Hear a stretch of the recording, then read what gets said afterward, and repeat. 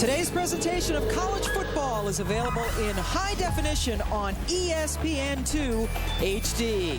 And we welcome you to Pittsburgh, Pennsylvania, and Heinz Field as the unbeaten Iowa Hawkeyes are getting ready to take on the Pittsburgh Panthers for the first time in 56 years. Iowa, the only team in the Football Bowl subdivision that has not given up a touchdown all season. And we welcome you on this beautiful day in Pittsburgh, Pam Ward, along with Ray Bentley. And even though Iowa is unbeaten, there is still a bit of controversy there as to which starting quarterback would go today. Right, either Ricky Stanzi or Jake Christensen, and I call it a competition as opposed to a controversy. And because they're on the road in a tough game here, they're going to go with the more experienced player in Jake Christensen today.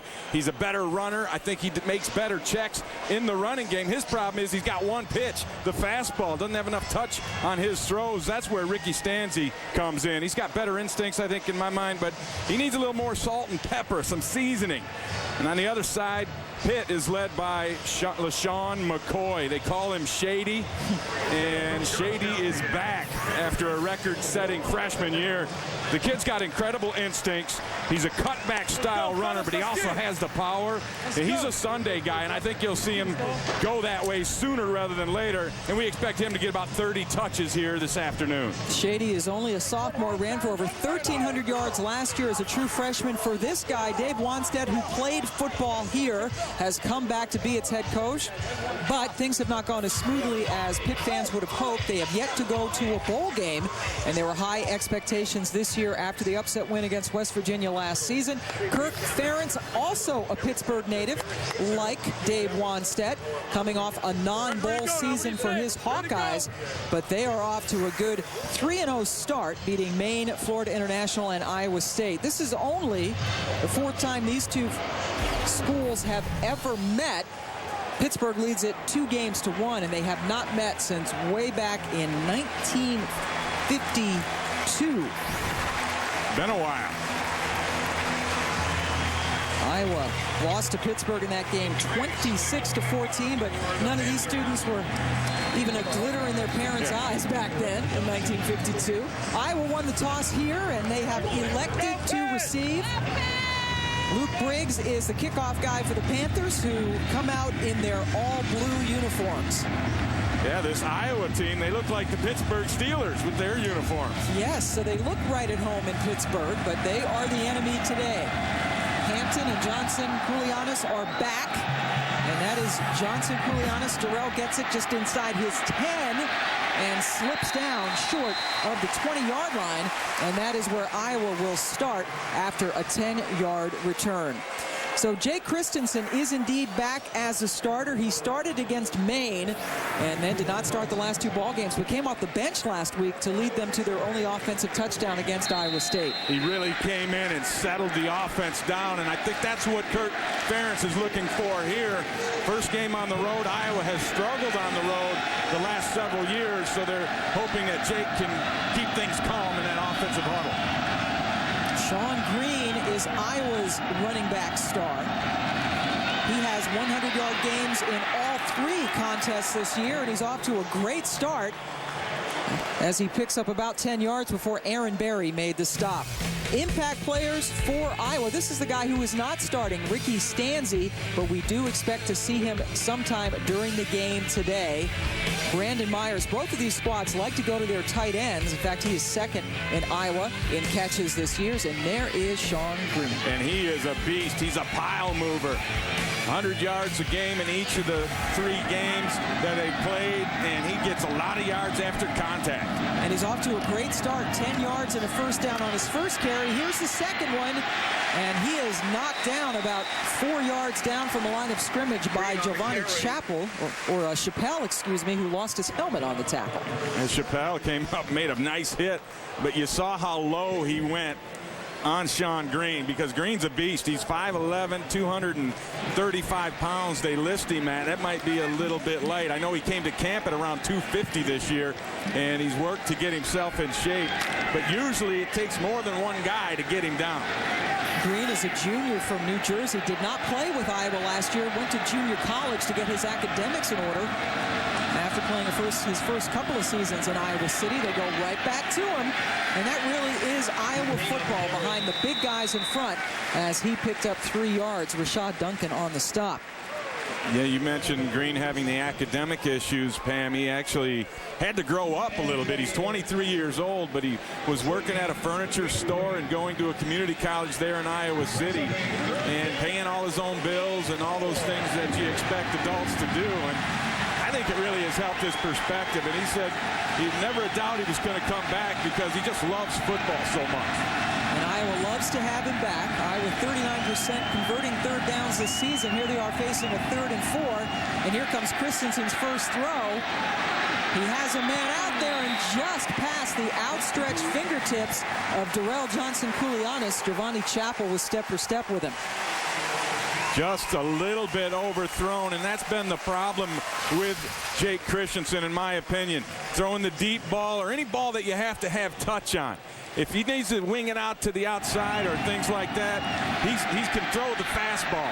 It's the deep ball and the touch passes that he struggled with. Johnson-Koulianis did have a step on the defender Chappell as Ryan Donahue is in for his first punt. Aaron Berry drops it. Berry had it go right through his hands, but fortunately for the Panthers, Berry was able to jump on it. And Pitt will start from around the 15. That would have been almost just disastrous for them.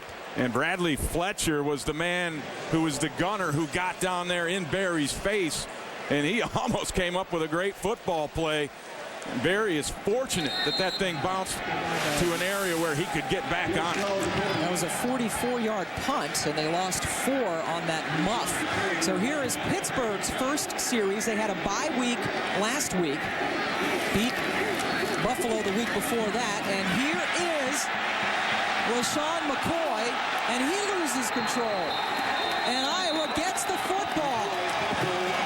So one play for Dave Wanstead's offense, and one of Iowa's stars, Matt Kroll, came up with the loose ball. Yeah, and Tyler Sash, who's getting the start at strong safety this week, he came over there, and he's the one who knocked this thing out with just a nice tackle. Watch him come up and get his hands and arms, wrap the ball up, and as he wrapped up, he knocked it out of McCoy's hands. That's the second fumble on the season for LaShawn McCoy, who usually takes pretty good care of the football. He had it out there just swinging around in the breeze, and that made it easy for Sash to come and knock it away. Boy, and Sash is coming off a terrific game last week in which he had a career-high 12 tackles. Also had an interception and a sack. Green gets it for Iowa and finds some daylight on the left side of that offensive line. Picked up 5 yards. Elijah Fields coming in to make the stop for the Panthers. This is exactly what the Pitt Panthers did not need to start this ball game. A turnover. That was the problem for them when they lost the opener against Bowling Green. They turned it over 4 times in that game. And that's just not winning football. That's tough when your number 1 star player, LaShawn McCoy, gives up the ball on his first carry. They lost to Bowling Green after blowing a 14-point lead in that ball game. And that was right here. Green again over the left side, puts his head down, and there you see the power of Green. Chappell makes the stop as he is marked short of the first down. But boy, Green is a tough one to tackle. Yeah, we talked to Kirk Ferentz about him, and he said he kind of reminds me of Liddell Betts. Not only is he physical, he's also hungry, having spent last year sitting on the sidelines. He picks this whole team up and makes them tougher, according to Coach Ferentz, and you can see why on this type of run. Watch this, bam, right there. He just blew up Giovanni Chappell. That's a mismatch, a corner weighing 180 going against the 230-pound Sean Green. Boy, that's the second time Chappell has lost his helmet out on the field. And compliments of Green both times. Absolutely. And so a good mark here for Iowa gives them the first down. So first and goal for the Hawkeyes at the 9 after the turnover. And the very first offensive play, LaShawn McCoy, right there, lost the ball. And he is, boy, hoping against hope that somehow his defense can return the favor. Yeah, LaShawn McCoy is shaking his head like he can't believe it. Green takes a stutter step, cuts left, and then is cut down for little to no gain. Giovanni Chappelle again in there along with Austin Ransom, who is a linebacker wearing number 86 for Pittsburgh. And Mick Williams, who the Pitt Panthers get back this week, number 95. He's the one who had the initial penetration, and that forced Green to run sideways. And that's what you want to do against a locomotive like that. Get him off the tracks, make him go sideways, then people can tackle him. Now 2nd and goal for Iowa, their 2nd possession of the football game. 3 receivers in. Christensen looking for Johnson Koulianos, and the ball was deflected, and then Elijah Fields made sure that Johnson Koulianos would not catch it with that hit. And this was a dangerous throw here from Christensen, trying to slam the slant route in. And there's a little bit of a gap in there. He didn't quite throw it out far enough, and then Chappelle was able to knock it away as Elijah Fields was playing over the top in a double team. So now 3rd and goal for this Iowa offense.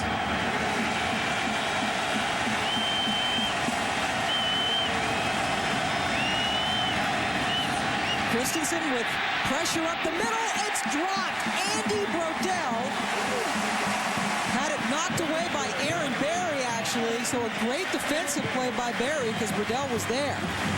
And I believe that Aaron Berry knew what was coming because Brodell's going to run just an under route, a China route, and you see Berry anticipating it, undercut the route, and was able to knock that ball away. And that's where having a little more touch and a little more patience would have really helped Jake Christensen. He tried to slam it in there, and it was a little bit behind Brodell. That allowed Berry to make the play. Iowa has been using 2 kickers this year. Here's the freshman Trent Mossbrucker from 26 yards out. And the turnover results in 3 points for Iowa. And it all started back with that fumble, the first carry by LaShawn McCoy. Puts it on the ground. The big play from Sash ends up giving Iowa 3 points. And we're back with the all-new Volkswagen Tiguan. And you bought the clip. Let's roll it.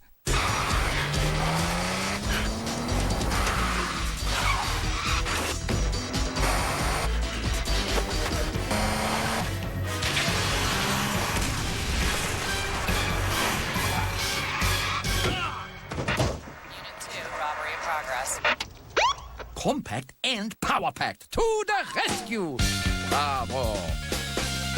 Ultimate cheesy breakfast burrito. Oh, so good, man. I feel bad, though, for the eggs and the tots and the sausage. They take such a back seat to the cheddar and the pepper jack. No, the pepper jack and the cheddar are the boss. And if tots and egg and sausage don't like it, they know where the door is. You let them go, though, and you're losing the entire body. Too true. Ask everybody to come back. That was ridiculous. Blanket firings. What was I thinking?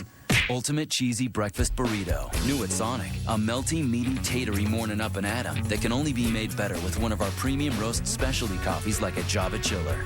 Well, here's the thing. I'm a dog fan, Georgia dog fan. My brother's an Arkansas Razorback fan. Naturally, the dogs are better. But, you know, we have to bring them over to prove it every single time they play. I am definitely the griller in the family. Must be good. I don't hear no talking over there. Right? Anything grillable? See, they're clapping for me right now in the background. They know I'm talking about being a grill master. And you're just one match away from an instant tailgate party with Kingsford Matchlight Charcoal.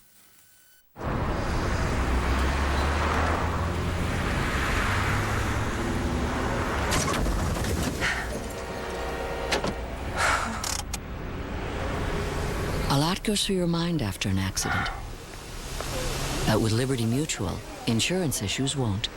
Because we offer unlimited rental coverage, new car replacement, and accident forgiveness to help ease your mind. And that's our policy.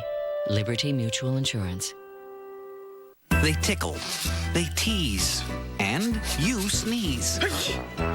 Maybe it's time to ask your doctor about Singulair. While many allergy medicines block histamine, Singulair blocks leukotrienes, an underlying cause of nasal allergy symptoms. And that's how Singulair works differently. One pill, once a day. Side effects are generally mild and vary by age and may include headache, ear infection, sore throat, and upper respiratory infection. Singulair, a different way to treat allergies. We are in Pittsburgh, where Iowa has taken a 3-0 lead over the Panthers. That is a view from the Cathedral of Learning located on the Pitt campus. 535 feet tall. That's 42 stories. And you get a great view of Pittsburgh, which is Kirk Ferentz's hometown. The Hawkeyes, with that 3 points, have now outscored their opponents 41-0 in the first quarter of the season. But this is an Iowa team that has given up only 8 points all year in 3 games, and the only team in the Football Bowl subdivision that has yet to give up a touchdown. They play great defense, and we saw that with that first series where they forced a turnover. Daniel Murray with the kickoff. Rod Stevens-Howling, who is a good running back for Pitt, gets it and gets a big hole, and then is grabbed by the leg down just past the 25-yard line by Jamie Murphy. Let's get our first update of the afternoon from Wendy Nix. Pam, thank you. Much like last week in their blowout loss to Southern Cal, Beanie Wells a no-go for Ohio State, but not the same for Terrell Pryor, making his first career start. The quarterback phenom connects with Rory Nichols. A 13-yard strike puts the Buckeyes on the board 7-0. Thank you, Wendy. Troy, with all due respect, is not USC. That was just an old-fashioned butt-whooping last week in Los Angeles. And interesting that Pryor is starting today. Swing pass from Stull, completes it to LaShawn McCoy out of the backfield. Tyler Sash makes the stop, but that's 5 yards for McCoy. And just another way to get the ball into the hands of LaShawn McCoy out on the edge, as you see his numbers from last season. And they just find different ways to get the ball in his hands as opposed to just handing it off every time. And he is very good as a receiver as well as a runner. Went over 1,300 yards on the ground last year. Pitt's first 1,000-yard rusher in 7 seasons. 2nd and 5, will play action. And Stull goes up top, has his man Derek Kinder, and Kinder has a first down in Iowa territory. A 20-yard pickup for the Panthers. Great patience by the quarterback in this one. You're going to see the tight end over here. He's going to be part of the route, running both the tight end and the receiver. Kinder run up the field together, and then the tight end breaks out, and Kinder breaks in, and there's that little seam in between the zone coverage, and Stull was on time delivering it. Kinder did not play at all last year after hurting his knee in camp. More play action. Stull rolling to the right, going right down the middle on the post, floats it up, and it is knocked away by Bradley Fletcher. He was going right back to Kinder, but that ball seemed to be in the air for a long time. Yeah, a little late on this throw, I believe, from quarterback Bill Stull. But Kinder, he's a guy you want to give a chance. Just throw it up there and let him get it. And you see the route. Fletcher, outstanding coverage, had the outside leverage, but he stayed with it and then had his eye on the football and timed the jump perfectly to knock it away. Boy, that was an outstanding play by Fletcher, a senior from Youngstown, Ohio. He was an all-state basketball player. That looked like he was going up to block a shot. 2nd and 10, 4 receivers in for Pitt, but they go back to McCoy. And McCoy barrels close to the 40-yard line, picked up 9 on that 2nd down play. Jeremiah Hunter, who knows McCoy very well, they played against each other in York, Pennsylvania, made the stop.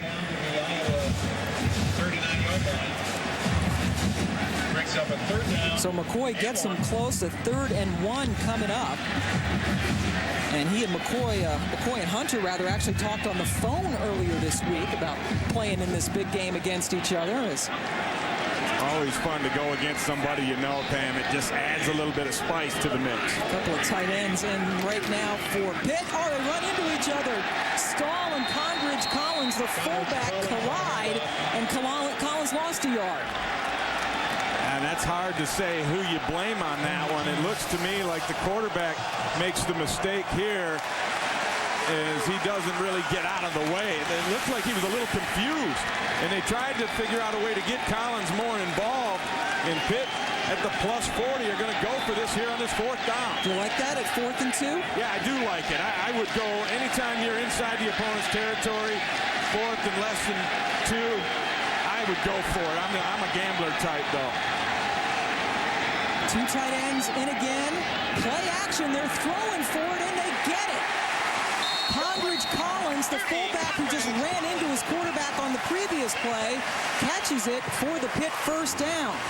This is an outstanding execution of the play action. A great call by Matt Cavanaugh, the offensive coordinator. Here's the linebacker right there. Number 43 is Pat Angerer, and he's the one who has the coverage on the fullback in this defense. You see him show up late because he bought into that run fake. That's the hardest thing for a linebacker to do. And Pitt, this young season, now 4 for 5 on 4th downs, keeping the drive going. They're going up top again. Stull has a man, finds him near the 20. Another first down for the Panthers. This time it is T.J. Porter who makes the catch. Bill Stull does a nice job with this throw and has the patience again. And I'm watching him on film. He's very inconsistent because he's such a young quarterback. He's been at this school for 4 years, but you see, making just his 4th career start. But if he can get hot, he has got all kinds of weapons. These receivers and tight ends for this Pitt football team are outstanding football players. And then you have the guys to hand it off to. If Stull can play well, they're a very good offense. He is 4 for 5 through the air so far. McCoy barrels his way down for a couple of tough yards. Pat Angerer making the stop. Last week was Pat's first career start. And going at it again. What a great name for a linebacker. Perfect name, isn't it? Angerer and Angererest, maybe. But he is a linebacker out of Bettendorf, Iowa. Did not play last year. He had a bout with mono and then got injured. He said he actually almost quit football. It got to be so depressing for him. He said he couldn't even watch football on TV. Yeah, it just ruined his whole summer in preparation coming into the year. But a great story. He stuck with it. Now he's starting. More play action. Stull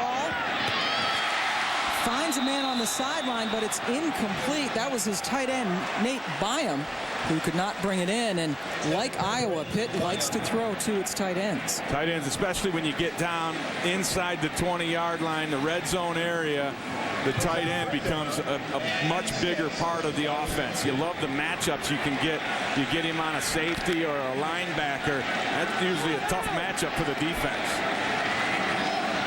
And now Pitt facing a 3rd and 6.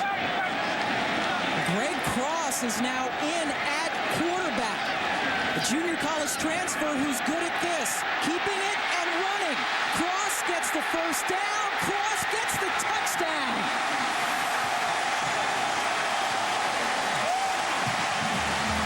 So Cross, his first game action for Pittsburgh, his first play, and he gets a score. Like you said, Pam, that's why Cross comes into the game, because he's so elusive from that quarterback position and running the football. Made a couple of guys miss on his way to the end zone to really give this Pitt team a boost. And he got a huge block from John Malecki, the right guard, as well. 17-yard run for Cross. The Pitt coaches said they had some wrinkles in the game plan today for Cross, and we just saw one of them. Connor Lee has never missed an extra point in his collegiate career, and he makes it 81 for 81. Kirk Ferentz trying to get his defense rallied after they give up the first touchdown of the season. And it's Greg Cross dropping back, running the quarterback draw, gets the big block right there from number 74, and Pitt takes the lead.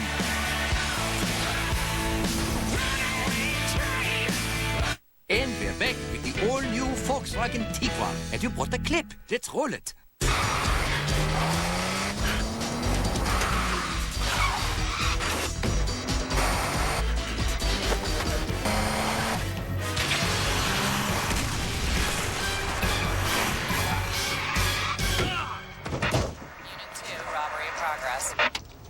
Compact and power-packed. To the rescue.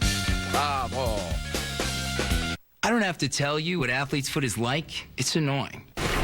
And you just want it gone. So I get rid of it with Lotrimin Ultra. It's so powerful it kills all major types of athlete's foot fungus. Nothing cures better. Lotrimin Ultra, the killer cure.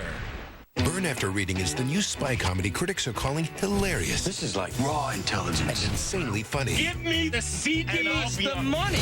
It's a comedic masterpiece. Oh, that's cool. Burn After Reading. Rated R. Now playing. So here we are in the 4th quarter. No time left, and the touchdown is under review. Hey, guys. What do you think? We're not ready to go yet. Is there any way you can send this thing into overtime? No problem. I don't don't know what he was looking at, but we're going into overtime. Buffalo Wild Wings. You have to be here. This could finally end it. Oh, my. I'm poolside with John Graham, MVP of the Graham Honeymoon. John, what was the key for you this week? Wow, I just really wanted to come out here and play my game, get the latest info on my fantasy players, then set my roster for total domination. Can you describe your emotion? Excited, proud, stuffed. That buffet's pretty robust. Okay, back to you guys in the studio. Be an ESPN MVP. Manage your fantasy teams, get live game casts, exclusive commentary, and more with VCast, only from America's most entertaining network, Verizon Wireless. Coming up tonight on ABC, Sean Moreno and Georgia try to stay unbeaten as they take on Rudy Carpenter and the Arizona State Sun Devils. Saturday Night Football presented by Southwest Airlines. Check it out tonight on ABC at 8 Eastern Time. And right here, we have ourselves a 7-3 ball game. Iowa has given up its first touchdown of the season, and that young man, Greg Cross, on his very first play for Pittsburgh, has a 17-yard touchdown run. He was a terrific quarterback in junior college as he played at Fort Scott Community College in Kansas, and he really was a dual threat for them. They had lost, I think, 24 straight ball games before he got there, and he made them into a pretty good football team, and you could see why on that play. Tremendous impact. Luke Briggs with the kickoff, taken by Johnson Koulianis near the goal line. And Durrell is taken down at the 21 after a 21-yard return. Nate Nix made the stop. Well, John Malecki had the key block on this one. Take a look at him. He is the right guard right here. And watch how he stays with his block. This is so key. Stays on his man, stays on his man. And now, right there, walls him off away from Cross. And then Cross takes over, making two guys miss on his way to the end zone. That's a nice little play there and a big assist from John Malecki, the 280-pound junior. He had 17 passing touchdowns and 6 rushing touchdowns last year at Fort Scott. Now he's a perfect 1-for-1 at Pittsburgh. Christensen on the roll, throws it low to Johnson Koulianis, who picks up 10, close to a first down as we go back to Wendy Nix. Pam, East Carolina off to the 3-0 start. Will the dream season continue? Well, this will help. NC State QB Harrison Beck. Pass deflected. It is picked off by Van Eskridge. He's going to take it all the way back to the end zone, and Skip Holtz and his Pirates on the board, 7-zip. Thank you, Wendy. East Carolina losing a couple of players to injury, but off to a good start playing that game in Raleigh. What a great story East Carolina has been so far. Right here we have Pittsburgh leading Iowa 7-3. Sean Green runs for the first down on a 2nd and short. Picked up 4 for the Hawkeyes.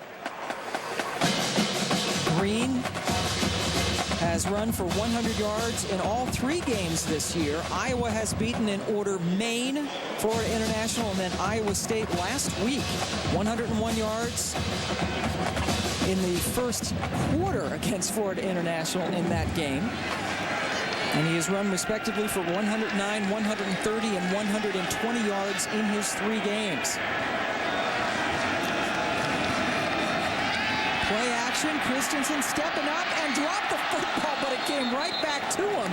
Boy, you would think we would have a rainy condition out here, but the weather is beautiful the way the ball's been dropping on the field so far today. And this is just a lack of focus and concentration from Jake Christensen. And these are the kind of things that have really haunted him throughout his career at Iowa. Just, a little thing where you just scratch your head and say, what happened there? He's just running along and drops the football, and that drives Kirk Ferentz crazy, and that's why Ricky Stanzi has had the opportunity to move into that spot. Well, he's got the helmet on, all strapped up. Again, we do expect to see Stanzi sometime today. 2nd and 7. Christensen picked up 3, even though he dropped the ball. That one is fired complete, short of the first down to one of his tight ends, Brandon Myers, who picks up about 5. The tight ends for Iowa, between them coming into this game, 13 catches and a couple of touchdowns between them. And this is what Jake Christensen does best, in my mind, the little shorter throws where you got to put a little heat on the ball. He's got a really nice fastball, very accurate with it. I think a little bit difficult to catch, but it's usually on target. That's why the tight ends have so many catches in this offense. Completing 66% of his passes so far this season. Iowa tries to convert on third down after they had gone 0 for 2 in their first 2 tries, and they were able to accomplish it, going to who else? Sean Green. And this is what you're going to see from Sean Green throughout the afternoon. Good blocking up front, a really big offensive line for the for the Iowa Hawkeyes, and that's where they feel they have an advantage, just moving people around. And so far, Sean Green 11 yards after contact in this ball game. And maybe too much contact for Green as he has left the field. Paki O'Mara, number 25, is in as the tailback. Christensen buying some time, but not enough as he goes down. Christensen sacked for the first time today. Greg Williams, one of the linebackers, coming up with his first career sack for Pittsburgh as Green is being looked at over on the sideline. We are at Heinz Field in Pittsburgh. Iowa and the Panthers playing for the first time in 56 years. Iowa has given up its first touchdown of the season. That came on Greg Cross's first ever touch for Pittsburgh as he went in from 17 yards out. And we have a couple of Pittsburgh guys here in Dave Wanstead and Kirk Ferentz. Nothing doing for Paki O'Mara, who is dropped for a 3-yard loss. Austin Ransom with the stop. Let's go back to the last drive for Pittsburgh. Well, this was a nice drive led by Bill Stull. He was outstanding, making all the throws in that last drive, and then they bring in Cross down in that red zone area for his package, and his package includes a lot of quarterback runs. That one, the quarterback draw, and you see why they bring Cross in that situation. 3rd and 15 now for the Hawkeyes. Christensen goes down the sideline. There's some contact. No flag as he was looking for Andy Brodell, who was well covered by Aaron Berry. Berry has a chance to be a really good cornerback, at least talking to Phil Bennett, the defensive coordinator. Great position. You see how he kept in front of Brodell and then got his hands on him, but as long as the ball is not in the air, that's perfectly legal in college football. And then the throw there from Christensen, that's not his kind of throw. He can't really execute the touch over the top type throws. High snap, Donahue gets it. It was almost blocked. In fact, it was. They got a hand on it, and the ball takes a huge Pittsburgh bounce. Wow. I think the hand on it created that backspin as Andrew Taglianetti got in there and partially blocked that punt. That's another big play for Pitt. So big pressure up the middle. Andrew Taglianetti, a true freshman from Bridgeville, Pennsylvania, got a hand on it. And Pitt's in great field position. No second place trophies, either you winning or losing. Proof is in the pudding, which side is you choose? The kids have been wanting to go to the Safari theme park since last summer. So we used our City Cash Returns card to buy the tickets and stuff. It was great to get close to the animals. But not that close. Luckily, we used the cash we got back to help pay for some body work. With your City Cash Returns card, earn unlimited cash back and get it mailed to you automatically. Whatever your story is, your City Cash Returns card can help you write it. Because City never sleeps. There have always been places to play in New York, but you were the only stadium. Tough, proud, and sometimes surly like the city itself. But for the men who plied their trade within your walls, you were home. New York's home. Every summer you invited us back and gave us memories for generations. So now we simply say, goodbye, old friend. We'll be seeing you.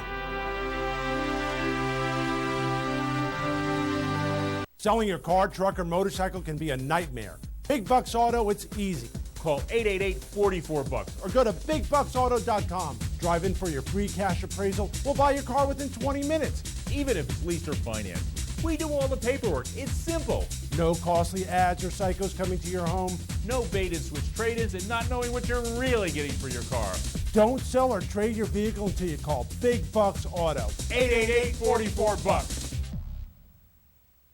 I want to go to Friendly's. Mini mozzarellas and dipping chicken too. Cheeseburger sliders and soda that's blue. Sundays we design, they're in the deal for you. Where ice cream makes the meal. Woo! With new Create-Your-Own Friendly's meals, parents want to go to Friendly's as much as their kids. Choose from 7 entrees, choose a drink, then create a happy ending sundae. An entire meal, drink, and dessert for just $9.99. I want to go to Friendly's.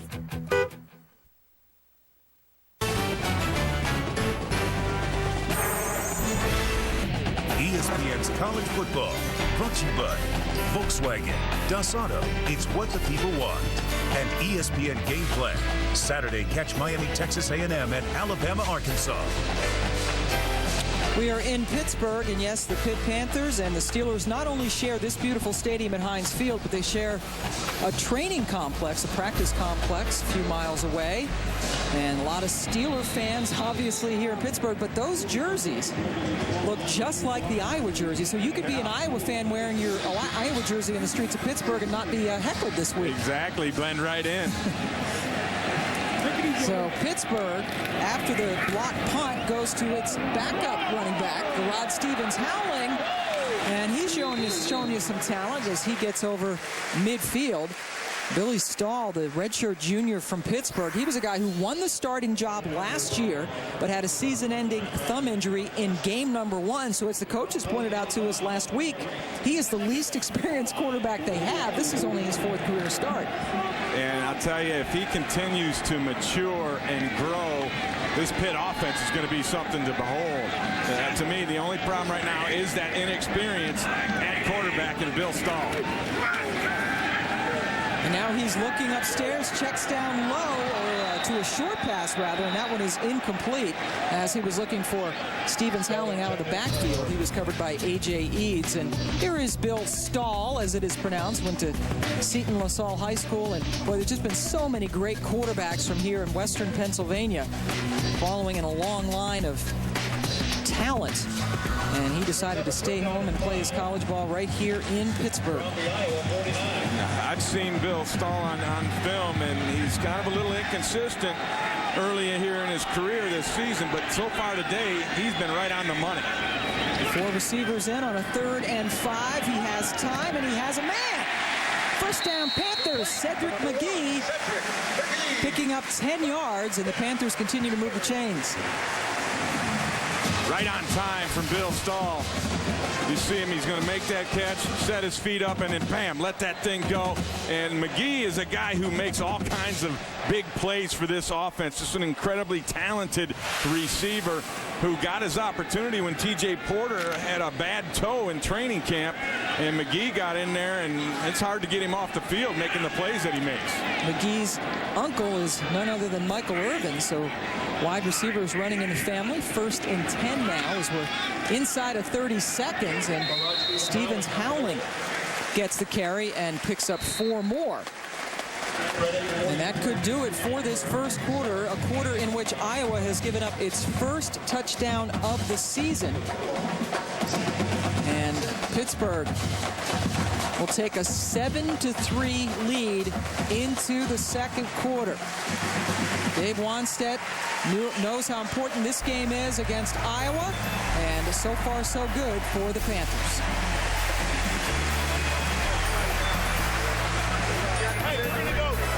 ESPN College Football Primetime, LSU Auburn, tonight at 7:45 Eastern. Our neighbors, they come for a really good time, a really good meal, and a really good deal. Like Applebee's all-you-can-eat feast, starting at just $9.99. Choose from all-you-can-eat riblets, all-you-can-eat shrimp, or all-you-can-eat chicken fingers. Hey, is that all you can eat? All-you-can-eat riblets, shrimp, or chicken fingers, starting at just $9.99. For a limited time only, and only at Applebee's. It's a whole new neighborhood. Whatever the season, when a storm gathers, so do we.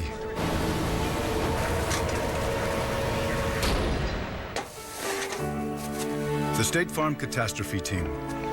A full-time force of 2,500 people whose only mission is to be there in times of crisis. Working with local State Farm agents to bring help and hope to more people than any other company. And we'll be there for you, too.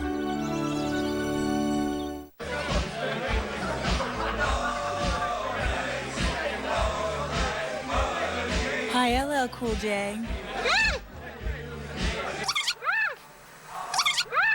That was me, LL Cool J, before I started using swagger from Old Spice. Now look at me. Nice.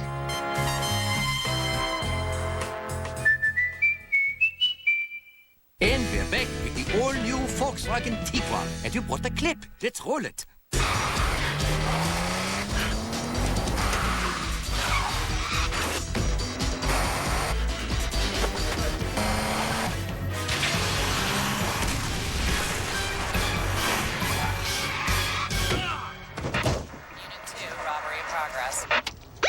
Compact and power-packed. To the rescue! Bravo! Burn After Reading is the new spy comedy critics are calling hilarious. This is like raw intelligence. And insanely funny. Give me the CD and the money! It's a comedic masterpiece. Oh, that's cool. Burn After Reading. Rated R. Now playing. Introducing Taco Bell's new 89-cent Volcano Taco. With spicy lava sauce, it could be the spiciest taco ever. Wait, my Volcano Taco? Don't look at me. Why pay more for heat when you can think outside the bun? ESPN360.com, your online home for live college football. Catch out-of-market and exclusive games no matter where you are. With TV quality picture, experience total control. Plus view multiple matchups at once. Go online to watch more than 300 live games this season or replay any great moments you've missed. Log on to ESPN360.com each week for live college football. Available on Verizon, AT&T, and other select internet providers.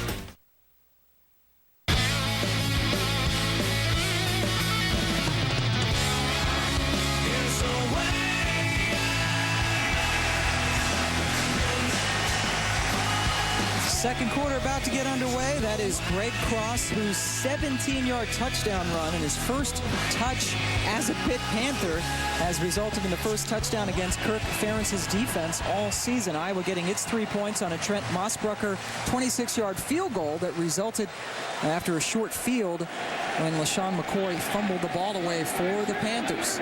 You saw Coach Ferentz on that sideline just chomping away on the gum. He said he quit chewing his fingernails 9 years ago, and he substituted it with bubble yum, the sugarless variety. But he's running out of gum. Yes, he is a man in search of a gum that they no longer produce. Condridge Collins, the fullback, gets the carry this time and is stopped a couple of yards short of the first down. Kirk Ferentz, there you see the chomping. He says it's bubble yum sugarless, and he's down to his last 8 pieces. We would assume it's now 7 pieces after today's game. And there is Bill Stull, and he threw for over 3,300 yards as a senior, 40 touchdowns, second most pass yards in Pennsylvania high school history as a senior, and came in with very good credentials. There's a lot of good quarterbacks that come out of the league that he played in high school. A lot of good football players. 3rd and 1 for the Panthers, and stacked up right at the line of scrimmage is Lerod Stevens-Howling, short of the first down as we go back to Wendy Nix. Well, Pam, Purdue beat Central Michigan twice last season. So far right now, though, a different story.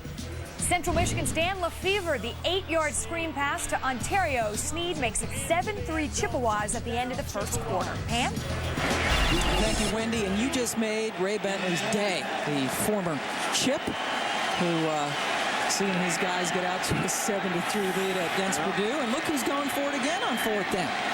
A little bit out of the kick and field goal range, so a good decision here to go for it.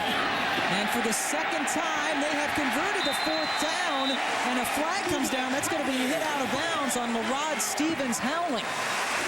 So Pittsburgh continuing to have success on 4th down. Stevens-Howling got 13, and they'll get more with our first penalty of the day. We have a Big Ten crew here. Dave Whitboat, our referee.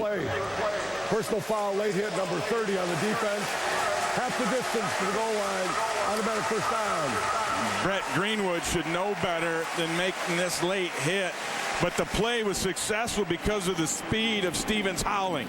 This is just a foot race to the corner here. Now he's obviously out of bounds, and Greenwood doesn't pull off in time, and that's just not smart football. But you see the result of that play was really the speed of Lerod Stevens-Howling.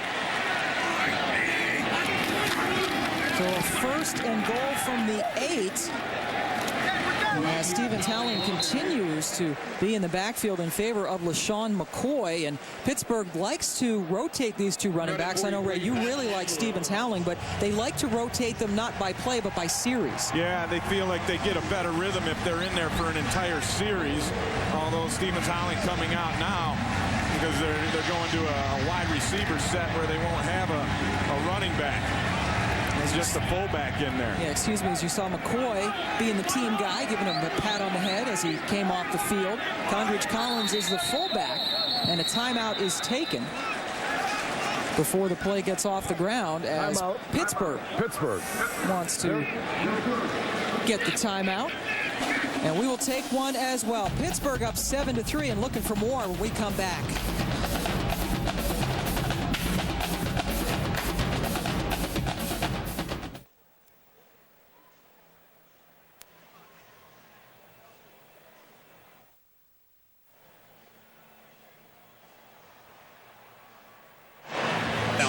Yeah. Home. To give. We are back here in Pittsburgh after the Dave Wannstedt timeout. Pittsburgh has been perfect in the red zone all season. This is their third game of the year. 7 for 7 coming into today, and then they scored in their only trip to the red zone so far in Greg Cross's 17-yard touchdown run in the first quarter, and now they'll try to make it 9 for 9.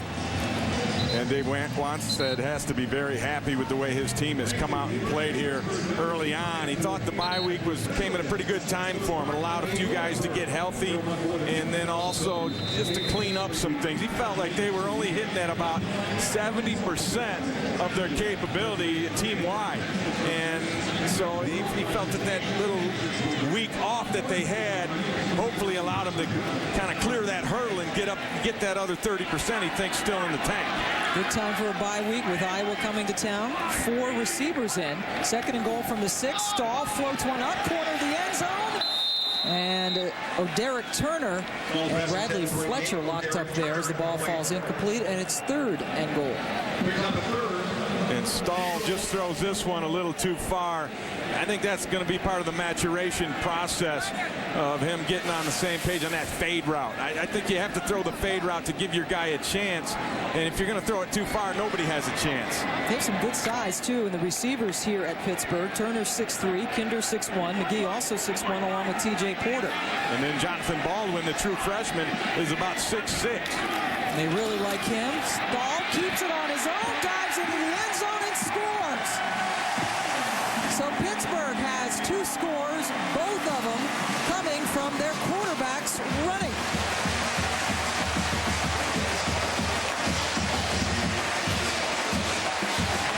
Yeah, they figured if it worked with Greg Cross, why not try it with Bill Stull?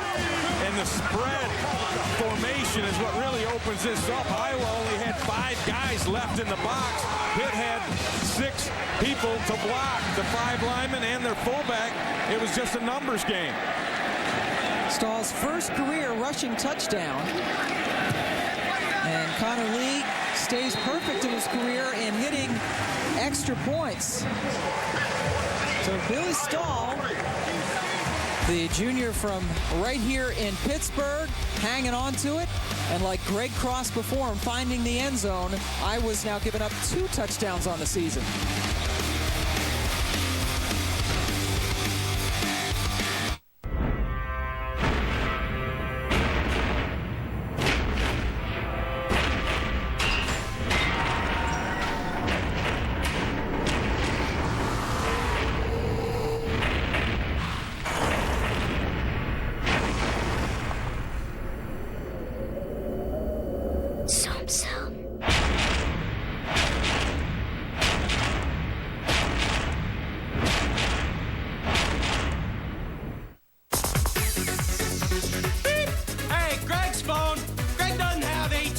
So we got 0 bars here in Brussels. So thanks for the call about hopping on the train and heading to Paris for the weekend. Looks like you won't be hearing from us. Instead, we're gonna hang at this hostel with the Techno Twins, Slot and Beater. For the best coverage, switch to AT&T. More bars in more places. Now get our exclusive Sony Ericsson W350 for only $29.99. You know, I think the fact that we bought these junior banana splits for just 99 cents is really going to impress my dad. He's very frugal. I'm going to call him up and tell him what I did, and he's going to be proud of me for the first time. It may take a little bit more than that. I think maybe you need to get a degree from a school he's heard of and get a better job. Yeah, just do that on the phone. He'll love it. 99-cent junior banana split. Now at Sonic. Treat yourself to Sonic sweetness for only 99 cents. And stop in for happy hour. Half-price fountain drinks and slushes every day from 2 to 4 p.m. Hi, welcome to Progressive.com. How can I help you? Well, I haven't shopped for car insurance in a while. And you're worried that you've been paying too much, right? Yeah. So how can I know I'm getting a good deal? We can compare your Progressive Direct rate with other top companies. Wow.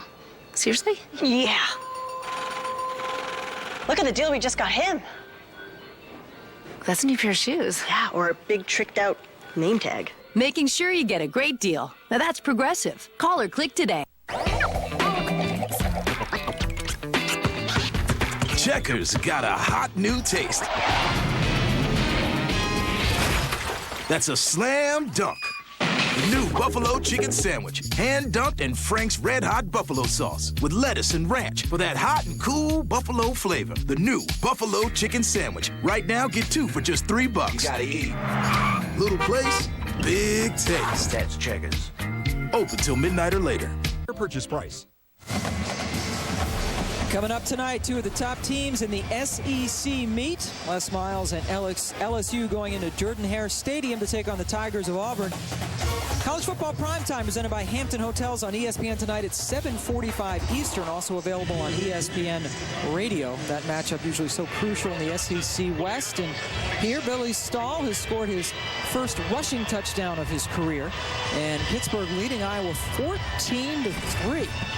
And again, this Iowa defense coming into this game in 3 games had not given up a touchdown at all. The only team in the Football Bowl subdivision to do that. And you got to give Matt Cavanaugh, the offensive coordinator of Pitt, all the credit in the world. He's calling an outstanding game thus far. Luke Briggs kicking it off for the Panthers. And Jewel Hampton gets it around his 7-yard line. And the true freshman finds a seam and has finally herded out of bounds around the 31. Let's go back to that touchdown, do some math here. Here's Conrich Collins. He is the 6th man in the box for Pitt. 1, 2, 3, 4, just 5 in the box for Iowa. And watch Collins come through. He's going to block the linebacker, Angerer, and there's just too many hats for the guys in blue and not enough for the guys in white. And Stull takes it into the end zone. There's Matt Cavanaugh, who's a very good player here at Pittsburgh in his college days. And he said to us yesterday, when we don't play well on offense, it's my fault. He's a guy who will take the blame, and now we're giving him the credit for calling a good game. And look who's in. It's Ricky Stanzi, the 2nd-string quarterback. 4-yard gain to Wade Leopard as we go back to Wendy Nix. Pam, Penn State came into this game against Temple, outscoring opponents 49-0 in the first quarter. Not the case here, but still Derek Clark to Brett Brackett, the touchdown pass, 20 yards, and the Nittany Lions do get on the board 7-0. That is the score now as we move into the second quarter, and Ohio State trying to bounce back, leading Troy just by 4, 7-3 to score right now. Pam? Wow. Thank you, Wendy. Troy hanging in there in the second quarter against the Buckeyes. Stanzi, there's that touch as he floated it out to Leopard, the fullback. Good play. Giovanni Chappelle has made a couple of them today as he stopped them for no gain. But here's Stanzi again. He started the 2nd and 3rd games of the season against Florida International and then Iowa State, and was pulled after throwing his 2nd interception of the game last week against Iowa State. Yeah, that game was 3-3 in the 4th quarter, and right at the end of the 3rd, Stanzi threw an interception, and Jake Christensen came out in the very next drive and led the Hawkeyes to the go-ahead touchdown. And they are putting Stanzi in now to try and get this offense going down here 14-3. And now facing a 3rd and 6. Stanzi, a sophomore from Mentor, Ohio. And he's able to escape some initial pressure and then goes down.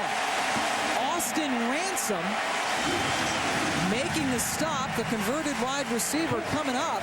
And we're talking about the Iowa defense coming into this game, but so far the Pittsburgh defense has been shining. Well, great coverage down the field. Here's Reisner trying to run that's Paul Chaney trying to run a little in route, and now you see there's nowhere where Stanzi can throw the football at this point. And so the guy who comes up and makes the play is Austin Ransom, who played safety in spring ball last spring and really showed up well, and now he's earned himself a spot at linebacker. Donahue, who got his last punt blocked, was able to get that one off cleanly, and he boomed it all the way down to the 15-yard line. Bradley Fletcher has it for Iowa after a 47-yard punt.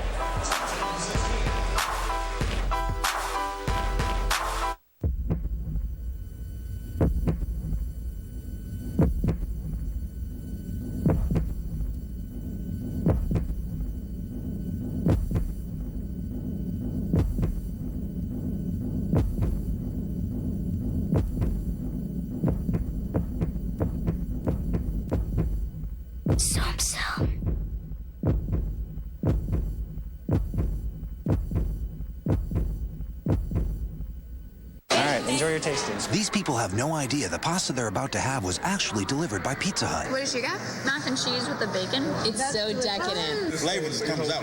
Yeah, it's not too heavy. I like it. Good evening, everyone. Could I have your attention, please? Pizza Hut delivered the pasta.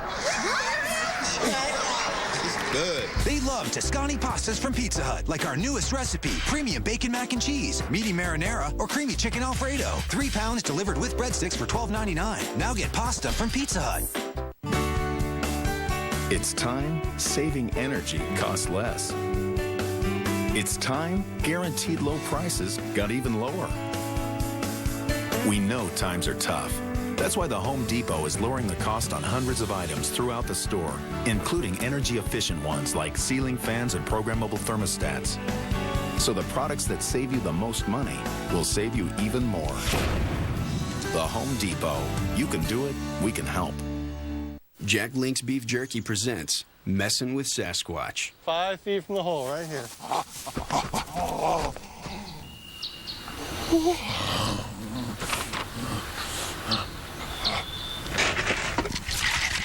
Hey, big fella, want a cold one? Yeah, that's it. Come on, you can do it.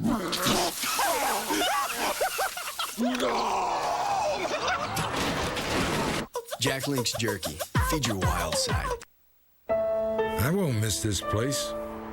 Like the home runs that built it. This place will soon be out of here. Gone. History. Only this time, it ain't over when it's over. Because the Yankee Stadium will still be right here. And you can catch that final game at Yankee Stadium tomorrow on ESPN. And there's some football hats from sort of the era of when Yankee Stadium opened so many years ago. Right here, we have a 14-3 football game in favor of the Pittsburgh Panthers, who have the ball back. And LaShawn McCoy back in as the tailback. Stull has it batted at the line of scrimmage. And then it falls around the line of scrimmage. Matt Kroll coming up with the tip. Well, a dangerous play there. Nice job by Kroll batting that thing up in the air. And a lot of times when that happens, one of those big old linemen will find it and make that interception. Fortunately for Bill Stull and Pitt, no one was around to make that play. Kroll making his 41st straight start for Iowa. Been a stalwart since he was a freshman in Iowa City. A farm boy. Grew up at a farm that his father and mom still worked very hard on. Oh, that's a good play. Mitch King coming up to get LaShawn McCoy in the backfield as we go back to Wendy Nix. Pam, it was all knotted up in Raleigh, East Carolina, but it changes right here. Patrick Pinkney to Devon Drew, but pay attention after the catch. A nice solid run, shakes him off, and he is off into pay dirt. 39 yards. East Carolina back on top by a touchdown. Thank you, Wendy. Right here we have an 11-point game, and Pittsburgh facing a 3rd and 14. McCoy with only 12 yards on 4 rushes. Pittsburgh has done well, though. 3 for 5 on 3rd downs. They've converted both of their 4th downs. And they go to the run, and McCoy is stopped well short even from the initial line of scrimmage. And do we hear some boos cascading down for that call? I think we do here in Pittsburgh, as Angerer made the stop and Pitt has to punt. Wow, the boos are ill-informed boos, because you don't want to throw a football. You're backed up inside your own 15-yard line on a 3rd and forever, and you're nursing an 11-point lead. That's a very smart call to run the draw and not create more problems or any you don't give up a big play down in your own end. Heck, you're ahead. Certainly was a safe play as Dave Brightus comes in to punt for the first time. Kicked his first couple of years at Purdue and then wanted to come back closer to home. And that one was almost blocked by Iowa. Andy Burdell lets it go. Pittsburgh gets another good bounce as it falls dead at the 42-yard line of Iowa. Good pressure there by O'Mara on the punter. We are coming to you from Heinz Stadium in Pittsburgh on a beautiful afternoon, and Iowa has already gone to its second-string quarterback as Ricky Stanzi has come in to relieve Jake Christensen, who started the game but was not as effective as Iowa certainly would like him to be. Ken O'Keefe is their offensive coordinator, and Christensen now on the sideline, and Stanzi, who started the last 2 games, is in relief. Sean Green, big hole right up the gut. And the running back who has gotten 100-yard games in all 3 contests so far for Iowa gets 6. Eric Thatcher with the stop. And I wanted to ask you go and you make this change at quarterback. Do you think Iowa's panicking a little bit too soon, or how would you characterize it? I think so, a little bit, because you look at that last drive they had. They passed every time, and they're not a pass-first team. They're a run-first team trying to establish Sean Green. So I think they need to settle down and stick to their game plan, does the Iowa Hawkeye coaching staff. Still plenty of time left to go in this one. 2nd and 4 for the Hawkeyes. They go to Green, and there's another hole, this time on the left side, and he stumbles forward for the first down. Iowa's offense coming into this game averaging over 5 yards per carry. Last year when Green wasn't there, they were bad in offense. At the bottom of the Big Ten in scoring and total offense.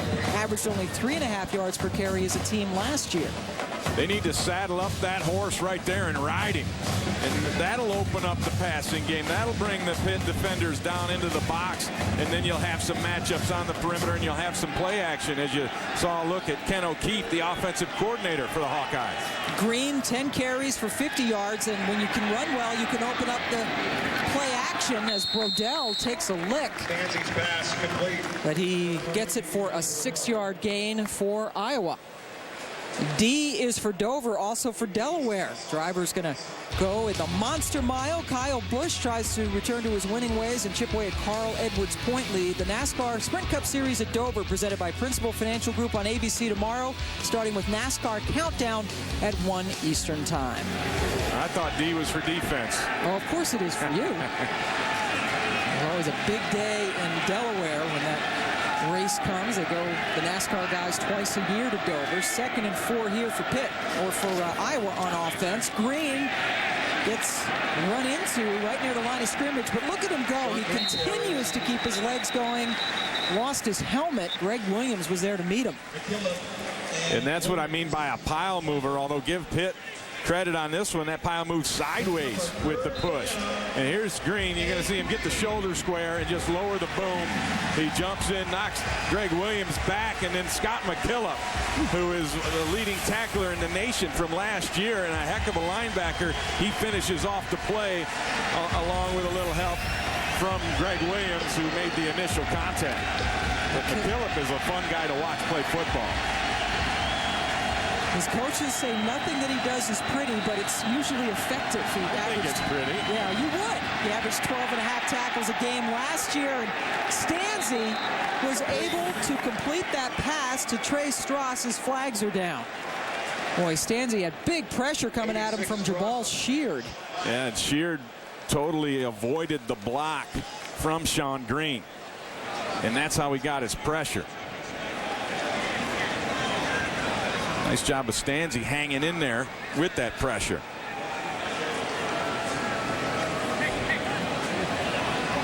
Pass interference. Defense, number 44. The penalty is at the spot of the foul. Automatic first down. That's Nate Nix, who guilty of the pass interference here. And Here they are. You see Trey Strauss, the tight end, working out, and that's actually number 4, Elijah Fields, the strong safety, getting his first start here today. He's the one who committed that pass interference penalty. The missed call by the official, it was indeed number 4 instead of 44. Automatic first down, so 1st and 10 now from the 36. Stanzi buys time, but not enough of it as he is sacked. Greg Williams with his 2nd sack of the day. And that's the speed that Greg Williams has. That's what he brings to the table. He's getting the play time because Adam Gunn, here you're going to see McKillop's going to blitz, and also the other linebackers coming from the outside. And this is where that pressure comes. 2 linebackers coming, only 1 blocker to block him, and Williams beats the blocker and then accelerates and tackles Stanzi for a tremendous loss, 10 yards on the play. Williams, the redshirt freshman from Naples, Florida, has 2 sacks today, his first 2 career sacks. Green tries the right side and has a lot of room. Sean Green is finally taken down inside the 15. Aaron Berry made the touchdown saving tackle. 33 yards on that play. And Scott McKillop, the linebacker, he played pass first in this situation, given the long yardage, and he actually drops back instead of reading his run keys, and that's what allowed the hole to open so big. You know, watch the linebackers right here. Watch, they're going to drop back into pass mode on the handoff. And then they finally react, and it's too late. They can't get over the top to fill those gaps, and Kyle Callaway had a great block on Austin Ramson to really open that thing up. And we've seen the power of Green. That time we saw some speed as well. Pittsburgh has taken a timeout. I was close. Home. To gifted undergraduates. To scholars awarded the highest honors. Home to talented and fearless athletes. To students who reach out to their communities. The University of Pittsburgh, leader in education, pioneer in research, partner in regional development. How do you recognize a prestigious university? They're the ones that have earned distinction for academic excellence. They're known for having rigorous standards and for professors who are tops in their field. Great schools expect only the best from their students and deliver nothing but their best to the world.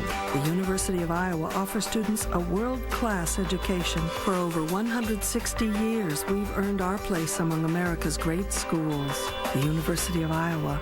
Be remarkable.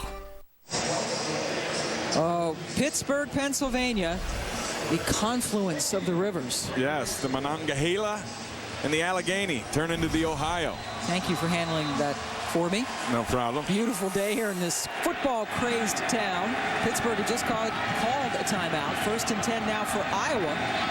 Ricky Stanzi, the quarterback in relief of Jake Christensen, trying to lead them to a touchdown drive. And Green, who just had his 2nd run of over 30 yards this season, doesn't get anything that time as Gus Moustakis makes the stop. Moustakis had a great spring. In fact, Coach Wanstead told us that he's probably the best that they have in terms of handling the run there up in the middle. And he had a little injury and wasn't playing much early on, but boy, he showed you something there, coming up, taking on Sean Green and not having the pile pushed at all. Moustakis started last year, but his knee, an injured knee, ended his season after 2 games. 2nd and 10 for the Hawkeyes. Stanzi passes, completes it to Darrell Johnson-Koulianis, who picks up 8 on that play. Darrell's 2nd catch of the day. Eric Thatcher makes the stop. And Stanzi throws really well on the run. They like to get him on the perimeter. You saw that was just a perfectly thrown dart. And no coverage on the quick out from Koulianis, who came from the other side in motion. That's one of the reasons you use motion, to get that coverage to be just behind, trailing a little bit, and then you break away from it, and you have an open receiver, and that's what Stanzi found. Iowa only 1 for 5 on 3rd downs today, has 3 receivers in on 3rd and 3. From the 6, Green cuts inside side and finds the end zone. Iowa has scored. Sean Green with the touchdown. And Iowa was fortunate that they did not get a penalty on that. It looked like Stanzi was going to call a timeout or change the play as he turns and looks back to the bench and then jumps back underneath the center. And then Sean Green keeping the shoulders square, making the cutback and finding the seam. And there were some arm tackles in there, but they're not going to slow down Sean Green. Green with his 4th rushing touchdown of the season, now up to 89 yards on the ground as Daniel Murray adds the extra point. So Ricky Stanzi inserted as the quarterback, leads a drive that finishes off with Sean Green in the end zone.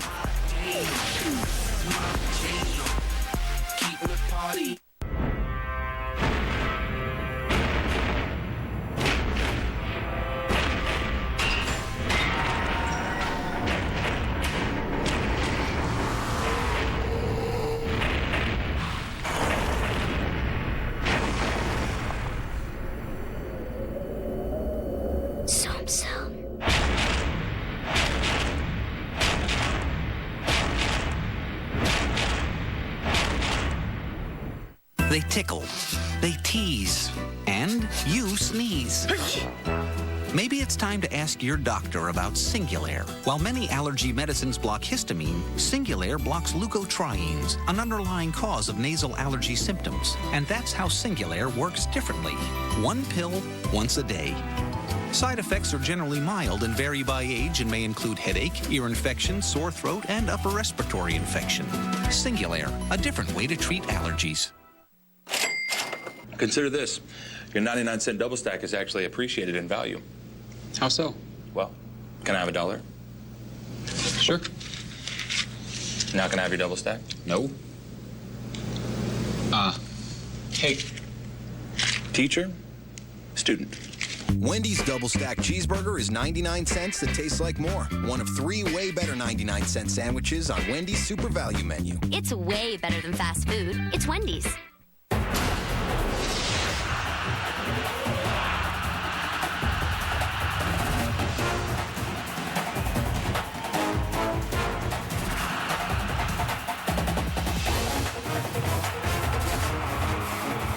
Sean Marino and number 3 Georgia face a difficult test in the desert as they battle Arizona State. Saturday Night Football on ABC, presented by Southwest Airlines. Georgia versus Arizona State. Tonight at 8 Eastern. College football lives here. Iowa has scored its first touchdown of the day. They trail Pittsburgh 14-10. Ricky Stanzi 4 for 4 so far in the game for 17 yards. The first drive he led ended in a punt. This one with a touchdown on a 58-yard drive. Stanzi was 2 for 2 on that drive, 14 yards. Green had a huge 32-yard run on 3rd down that helped set up the touchdown. As Andre Wright takes a knee, Pittsburgh starts from the 20. Daniel Murray with a good leg, and there's Sean Green. Again, he is a 100-yard game every game so far this year, and I think we're looking at 4 in a row here. Yeah, he's getting close, 89 here in the first half, but a lot of it's coming between the tackles. 8 carries for 33 yards and that touchdown going up the middle. You saw the big one out to the right side, that 32-yarder that really kept that drive alive. And they did a great job with play calling on that last drive. Ken O'Keefe handing the ball to Sean Green. That's a good play call just about every time for Iowa. He's been a great for them, as we're going to take a trip back to the studio for an update with Wendy.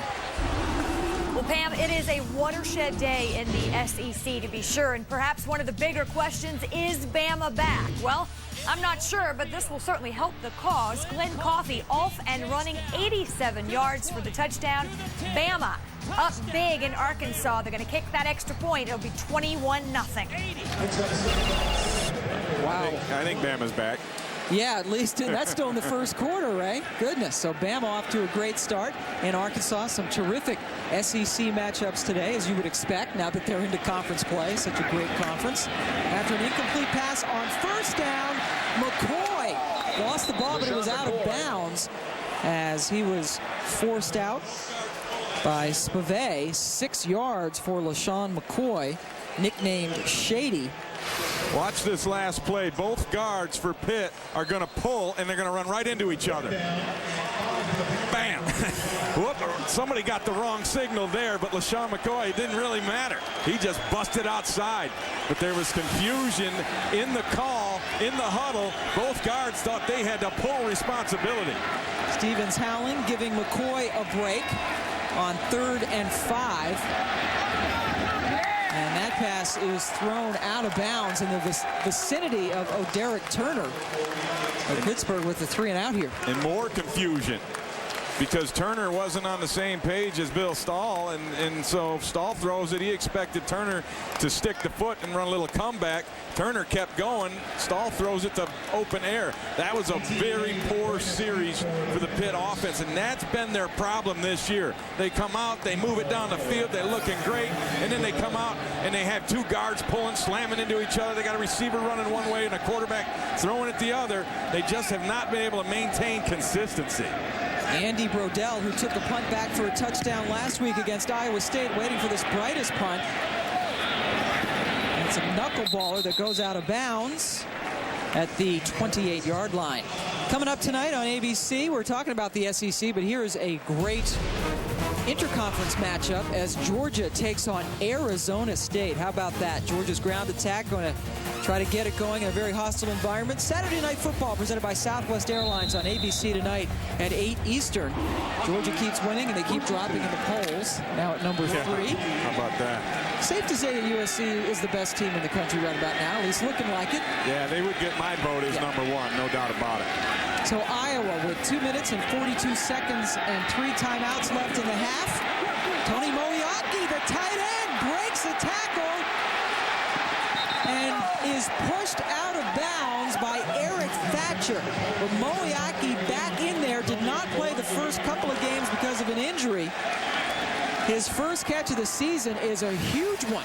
Yeah, and Moeaki is right here, and you're going to watch him go behind the line on running this route, and he kind of hides behind everybody. The Pitt linebackers never see him, and as he gets out there, he's got blockers in front of him too, and then he makes the move right there. A really sad tackle attempt by Chappelle.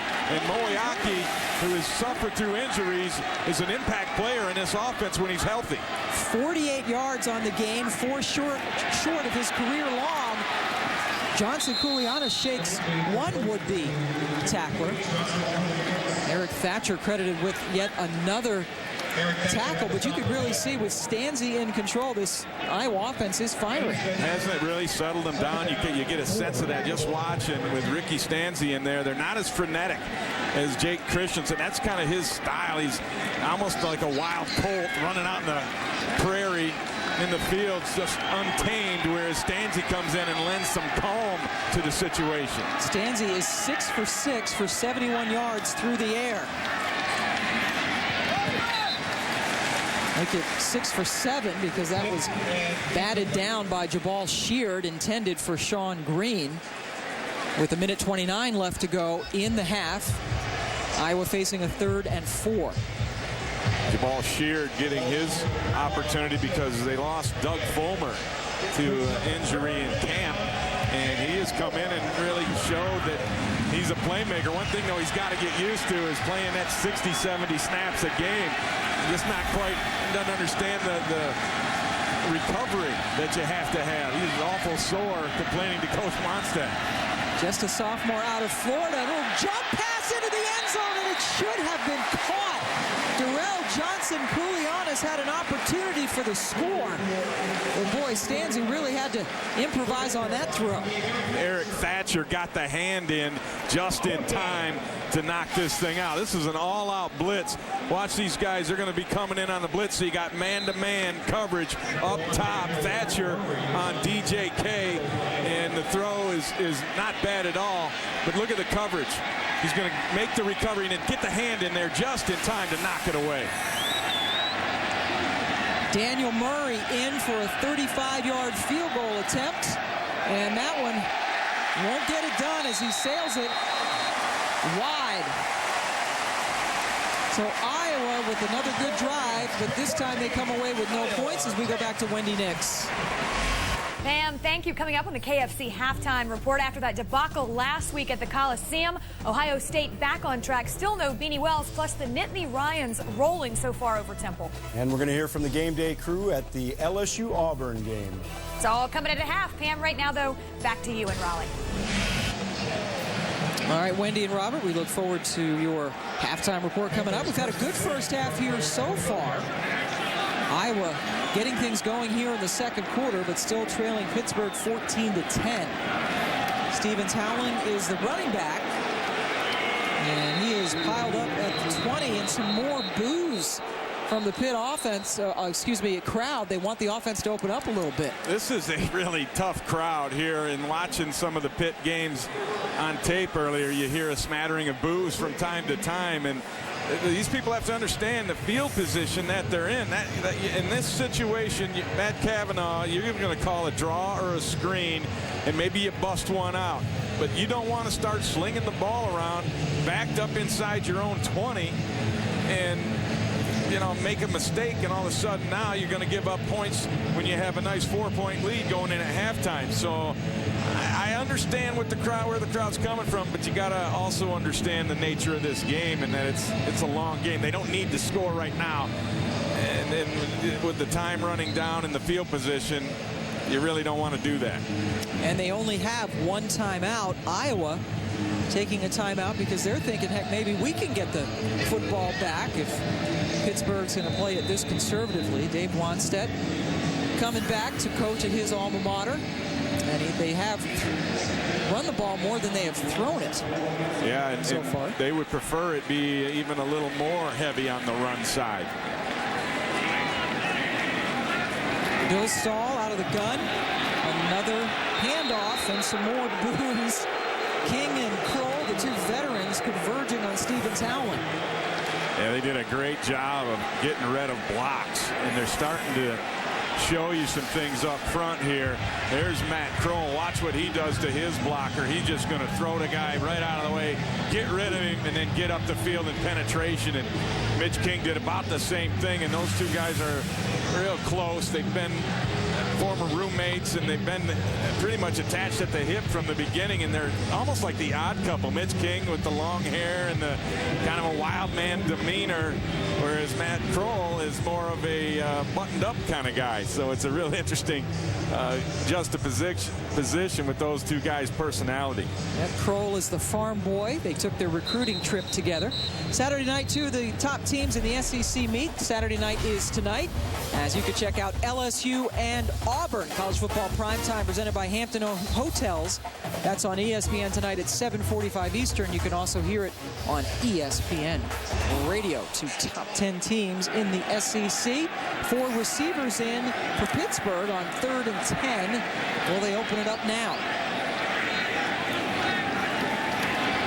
Stull retreats, throws it short for no gain to Cedric McGee. Might have picked up a yard before Tyler Sash made the stop. And Iowa will indeed get the ball back as they take their last timeout with 1:03 to go.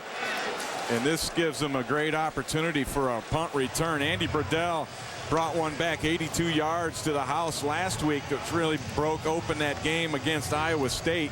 And so they've got him back there, and this is an excellent opportunity for him to break loose and create good field position, and Iowa may have a chance to score here before the half.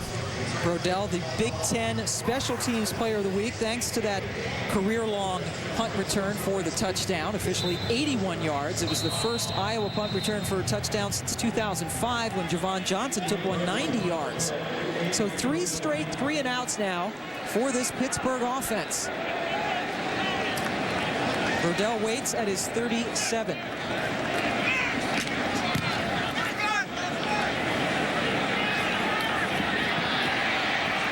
Good coverage by Pittsburgh. Iowa will take over from the 32. A 47-yard kick by Brightus and only a 2-yard return for Brodell. Iowa has no timeouts. Stanzi coming in. And the comparison, sort of no comparison. Yeah, you really, Christensen just not able to make the touch throws down the field. That's been the knock on him. And Ricky Stanzi, on the other hand, has showed some touch in the throws that he's made. 54 seconds to go and no timeout. Stanzi for Johnson Koulianos. He was the intended receiver. Chappelle on the coverage as the clock stops with 50 seconds to go. And this is a situation where Ken O'Keefe is going to be a little conservative as well, even though they tried to throw the out, hoping to get the catch and then the immediate out of bounds to stop the clock. But he knows he's got a young quarterback in there too. You don't want to take any chances that, to turn the ball over and then allow a big play for the other team, the other side. So you're going to be a little bit conservative in these situations. On 2nd and 10, Stanzi hangs on to it, breaks one tackle, and then is met by a herd of Panthers. Would that be a pride of Panthers? Austin Ransom credited for the stop. That's what I mean by a conservative call. And now Ken O'Keefe is waving him off. Hey, we're not in a hurry up here. But Stanzi just goes right ahead. Bullet pass that is caught by Brandon Myers. He stretched for the first down, but he's marked about a yard short of it. Ransom again in on the stop. 10th season for Ken O'Keefe. He and Kirk Ferentz go back a ways. O'Keefe also is a Western Pennsylvania guy. Actually was a head coach at Allegheny College in Division III and won a national championship. 1 year at Fordham as the head coach, and then joined Kirk Ferentz as his offensive coordinator in Iowa City. And on 4th and 1, they're not going to be too daring. Well, that's the thing. O'Keefe didn't want him to run another play because he wanted to just let the clock run out so they wouldn't have to punt. They've already had one partially blocked. But Pitt plays it safe because it's 4th and 1. Well, that's a beauty. Donahue. Great hang time, goes into the end zone. 59 yards on the punt, and 17 seconds left to go for Pittsburgh, who we assume will just kneel down, and the crowd might get really surly then. Yeah, I don't know that I'd kneel down. I might hand it off to LaShawn McCoy and see if he can bust one. He hasn't really busted out yet this year. This would be an opportunity for him to do so. So I either take the knee or hand it to McCoy is what I would do here. Well, Ray, McCoy has 6 carries for 18 yards in this game. Stevens Howling with 7 carries for 24. So certainly not a McCoy kind of effort so far, and they are going to kneel. They said they wanted 30 touches for McCoy, only 6 here in the first half. He caught 1 pass, so that's 7 touches. He's going to have to get a lot of work in the second half if they're going to hit that 30 number. You wouldn't know it from the crowd, but Pittsburgh's going into the locker room with a 14-10 lead over unbeaten Iowa. Greg Cross and Bill Stull have scored touchdowns for Pittsburgh. Sean Green for Iowa. Time now for the KFC halftime report. Let's go to Wendy Nix in the studio. Pam, thank you very much. It certainly is. I am lucky enough to be joined today by Robert Smith inside our ESPN studios as we will carry you through to the second half. But first, a look at what's going on elsewhere. Like last week, no Beanie Wells for Ohio State. Terrell Pryor, though, making his first collegiate start. Buckeyes' first drive, Pryor, the QB keeper, breaks it to the outside, stiffs the defender. A nice run by the freshman. Yeah, I think they were scared to start Todd Beckman in there. When he did get in there, threw an incompletion, and the crowd was booing. Pryor with the play action to Rory Nickel in the corner for the TD. That's his first career touchdown pass, and the Buckeyes are on the board as they should be, 7-0. Second quarter, 7-3. Pryor steps up in the pocket, this time to Brian Hartline for the TD. So important, the ability to use your legs, not just to escape and run, but also to buy yourself time to allow your receivers to get open. I don't know, though. Maybe Troy not going to go quietly. QB Jamie Hampton to Gerald Jernigan. And this will result in the score. So the score right now, as it stands, 14-10 at the half. Perhaps a little bit close for comfort. Terrell Pryor getting the start. Not a huge surprise. What I want to know, Robert, is what this means for the rest of the season going forward. Well, it's hard for me to imagine that if you're using Terrell Pryor at this time, what situation you're going to use Todd Beckman in, because you have Minnesota next week and then you have to go to Wisconsin for the start of the real tough schedule inside of the Big Ten.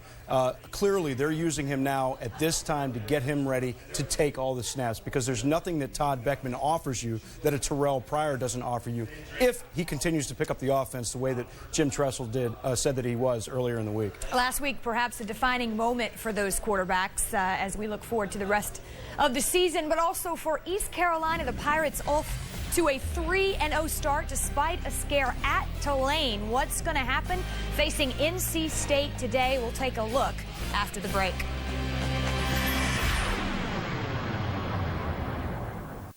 ESPN360.com, your online home for live college football. Catch out-of-market and exclusive matchups wherever you are. Watch more than 300 games live or replay any great moments you've missed. Log on to ESPN360.com. Sunday NFL Countdown, 11 a.m. on ESPN. Ooh, the Never-Ending Pasta Bowl is going on. Oh, you didn't know? No, I had no idea. Our Never-Ending Pasta Bowl is back with new tomato basil caprese. Pick any sauce and pasta combination, then another. Just $8.95. Have all you want. You know, I gotta tell you, since I've been hurt and missing work, you've been a big help to this family. No, really. The cash we get from Aflac helps us maintain the house, put food on the table. And my Jenny continues with her piano lessons. Yep, this family's doing just fine. And it's all thanks to Aflac. Ask about it at work. Believe. Believe in yourself. Trust your instincts. Believe in work ethic. Think. Believe in loyalty. And compassion. Believe in integrity. Embrace diversity. Believe in discipline. Fear no challenge. Believe in dreams. Be passionate. Persevere. Believe in collaboration. Believe you can make a difference.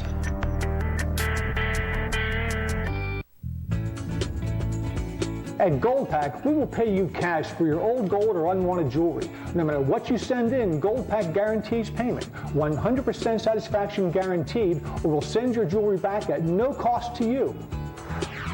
The Gold Pack process is so easy. I didn't have to pay a thing. They insured my jewelry and even gave me a tracking number so I knew where my valuables were. At Gold Pack, we have a 110% guarantee to beat any national competitor's offer. You can get fast payment for your unwanted jewelry today. Sending in your gold has never been this safe and easy. Gold Pack sent me fast payment for old necklaces I had tangled up in my dresser drawer. It was jewelry I didn't even wear. We'll send you a free Gold Pack with everything you need to make money from your unwanted jewelry today. Just send in the postage-paid envelope, and we'll send you your payment within 24 hours. Call 1-800-931-0176. That's 1-800-931-0176. This halftime report is presented by KFC's new original recipe strips. Life tastes better with KFC. Well, my partner here picked them to falter last week, but to no avail. East Carolina still 3-0. It was a close game, though, wasn't it? Tulane almost got him. Not horseshoes, though. Harrison Beck's pass deflected, intercepted by Van Eskridge. He will take it 23 yards into the end zone, 7-0 Pirates. Very aggressive on defense. This team is powerful, but here we go. Russell Wilson eludes the rush. He will find Andre Brown for the 4-yard strike, and now we've got a tie ball game, 7-all. Just over 9 minutes left in the half. Patrick Pinckney to Devon Drew. He breaks the multiple tackles. Robert goes 39 yards, and when he does, ECU up by 7. It's a big man stepping through a lot of tackles there, making moves that you wouldn't expect to see from somebody his size. They don't like it one bit. Well, I don't know if they're going to like this either. Pinckney right here. Now watch this. Picked off by Justin Byers. That's the bad news. Whee! At least for East Carolina, until Dwayne Harris steps up. Big play right here. Strips the ball, gets it right back. Well, you call that getting ear hold. And one of two things happens when you get ear hold. You either get so disoriented that you can't do anything, or you're furious and you want to get up and make a play. 14-7 is where we stand there. All right, Nick Saban and number 9 Alabama in Fayetteville. Is Bama back? First quarter, no score. John Parker Wilson, the great pass right here to Earl Alexander, a 26-yard pickup. At no pass rush there. You allow him that kind of time, he's going to be able to pick your defense apart. 2 plays later, Mark Ingram, the handoff, powers it right on in, and the Crimson Tide strike first. They take a 7-0 lead. Still in the first quarter, Bama backed up deep. Glenn Coffey, the handoff, cuts back, takes off. He is off. Isaac Madison a chance near the 11, but Coffey, the nice move, Robert, in for the touchdown. He looked like a bobblehead going. Got the steering wheel going at the end with that right arm. Impressive. A bobblehead. You don't hear that every day. No. All right, how about this Arkansas QB, Casey Dick, right here. Fire picked off. Minnesota picked off by Javier Arenas. Yes, that would be the cousin of one Gilbert Arenas, and that would be a 63-yard touchdown. Bama rolling. Roll Tide 28-7 over Arkansas. Joe Paterno and Penn State trying to beat Temple for the 26th straight time. Hey, keep trying. Second quarter still close. Darrell Clark to Brett Brackett across the middle, the 20-yard straight. Penn State off to a slow start, though. They get on the board 7-0. Driving right here, Evan Royster breaks through a big hole. He will go all the way. Well, these guys have been impressive, and I know that people say, okay, it's Coastal Carolina, it's Oregon State, but these guys have looked sharp this year. All right, 21-0 there. Clark to Graham Zug, 31-0 over Temple. Let's look at what's going on around the Big Ten. Purdue beat Central Michigan twice last year. Right now, though, we are knotted up at the half, 10-all. It's a cat fight. Northwestern and Ohio. Mike Diesenhoff ought to love that. 16-0. Yeah, it's not even me this time. And Minnesota over Florida Atlantic, 16-3. Minnesota, by the way, with a chance to improve 4-0 after going 1-11 last season. So some good news there. But I do want to ask you about Penn State because the competition hasn't been all that stiff. It's the final non-conference tune-up for the Nittany Lions. I'm going to say it correctly this time. But what have we learned so far? I like the Ryans one better. Ryans, Lions, it's all the same. What have we learned so far? Well, I think this is an impressive ball club, but I'll tell you, once we get into the meat of the schedule here, I mean, they get Illinois at home next week, then they have to go to Purdue, they have to go to Wisconsin, they get Michigan at home, and then they have to go to Ohio State. So we're going to find out a lot about this team. But I've been impressed with the way that Darrell Clark has been running this offense this year. You know, you've got great players, Williams and Norwood at the receiver positions. Royster has been fantastic as well at running back. The thing that you have to be concerned about, though, if you're Penn State, with all of the suspensions and injuries that you've had on that defensive line, are they going to be able to hold up defensively in that secondary? Depth certainly could be an issue. Up next, as you said, Penn State will host Illinois. What to watch for tonight? Another big game in the SEC, Saturday, 8 Eastern on ESPN. Third-ranked Georgia travels to take on Arizona State. The Bulldogs' first trip west of the Mississippi for a regular season non-conference game, Robert, since 1967. You know, Ugga the 7th, the little dog, he's going to be on the plane there, too. And this is my upset pick of the week, by the way. Hope it works out better than last week. Sean Appreciate Green that. For the TD. Pittsburgh up by 4 at the half. We'll be back after this. Hey, what's that? This? Yeah, that. This is that. That's this? Yeah, that. How is this that? This is big news. Original Recipe has gone boneless. Introducing new KFC Original Recipe strips. Boneless all-white meat chicken, freshly prepared with those famous 11 herbs and spices. It's a whole new way to enjoy Original Recipe on the go. Get the Original Recipe strips deal for just $3.99. This is this? Yeah. And that's that. These terrorists, they do not want to negotiate. We're an easy target. Why'd you come to me? We need to get our own man inside. What if we make it appear that there is another terrorist operation? You're a devious SOB. I can make it look like anything. Let's make it look like everything. You're blown. I know you work for the agency. Someone has betrayed me. You're not safe here. We're not safe anywhere. Body of Lies from director Ridley Scott. Rated R. Letting people share unlimited calling, things haven't changed one bit. Chad, you can't let your customers share lemonade. I think customers should be able to share lemonade with the whole family. Chad, you're a ding-dong. Years from now, you're gonna wish you'd listen to us. Boy, they sure love My Circle. He's still a ding-dong. My Circle, only from Alto Wireless. Enter the My Circle Gridiron Getaway. Text JET to 57533. You and your circle can take a private jet to the game of your choice. Visit altofootball.com for details. Welcome back to the KFC Halftime Report. Welcome back. I'm Wendy. Next, LSU and Auburn. Les Miles prompted this week to tell his team, you know what? It is only one game. The bigger question, is it? It's quite possible the road to Atlanta. And the SEC Championship begins there tonight. College Game Day kicked it off this morning. Here's our crew with a look at what's ahead. All the cheering at Auburn is usually for the defense. Folks here have been asked not to boo the offense, no matter how badly it struggles against LSU tonight. The early returns on the spread offense at Auburn, that's the 5th offensive coordinator under Tommy Tuberville, not very good. Pretty well established that all the quarterbacks you're going to see tonight are going to be inexperienced and overmatched against these good defenses here. First downs, points, probably very hard to come by, but that's normal in LSU and Auburn, and rivalry, which is definitely not for the weak or the timid. Flynn is back to throw for the end zone ball. Touchdown! It's always a tough game. It's been a game since I've been here that usually the winner has the upper hand in going to the Atlanta for the championship game. Last time I remember when I did, we made some plays that cost the game. And it's going to fire it in the end zone. Caught! Touchdown, Auburn! Rod Smith! Both of us in the top 10, so it's a big game. Both of us got to come in, and I just say we going to get it on Saturday. We just got to go out there and just play Tiger football. Go out there and just knock heads off. Touchdown! It's close, it's hard hitting. It's always a challenge on both sides. Real bloodbaths down there.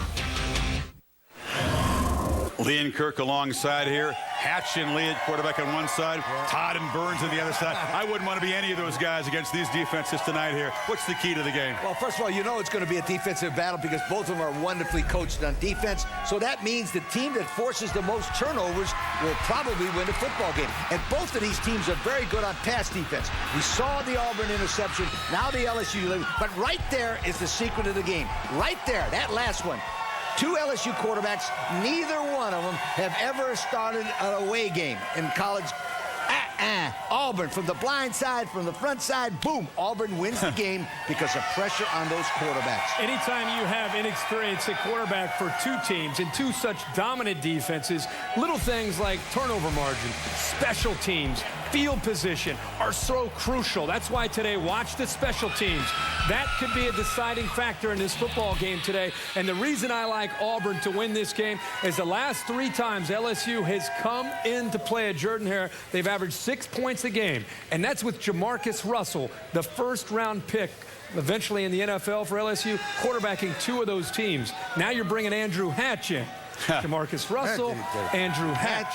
Big difference. I like Auburn to win this game. Well, Hatch handled the hostile environment in the Harvard-Yale JV game back when he was with the Crimson. So maybe he's not quite ready. Maybe he's ready. All right, special here. Which team will take the lead? An important battle for the SEC West title primetime game on ESPN. 7:45 ringside for the Tiger Bowl. Is always a lot of fun.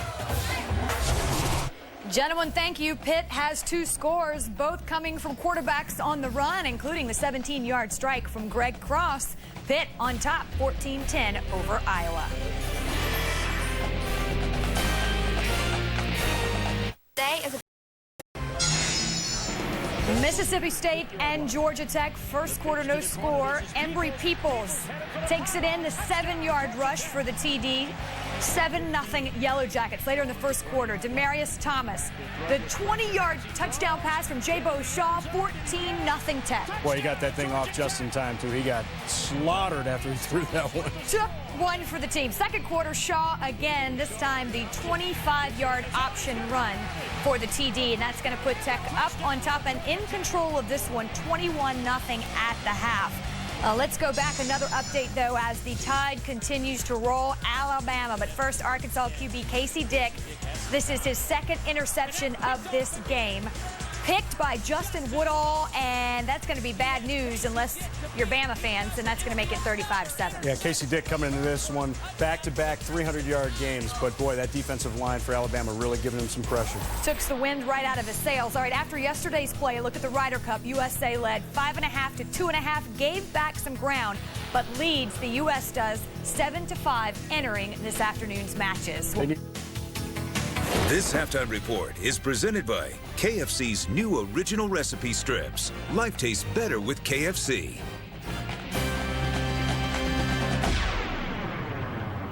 I don't know. Maybe you should have been the blonde. Maybe you should just listen to the game. Maybe if you shaved your legs like me, the sneak-in would have worked. Maybe if you hadn't lost our season tickets in a lawsuit because you got cheapo insurance, we'd be inside the stadium, watching the game, dressed like men. Huh? I don't want to get into this she said thing. Getting cut-rate insurance to save a little money could end up costing a lot. Call an Allstate agent today for a free Good Hands coverage checkup. Are you in good hands? Space is infinite, but it's my job to shrink it.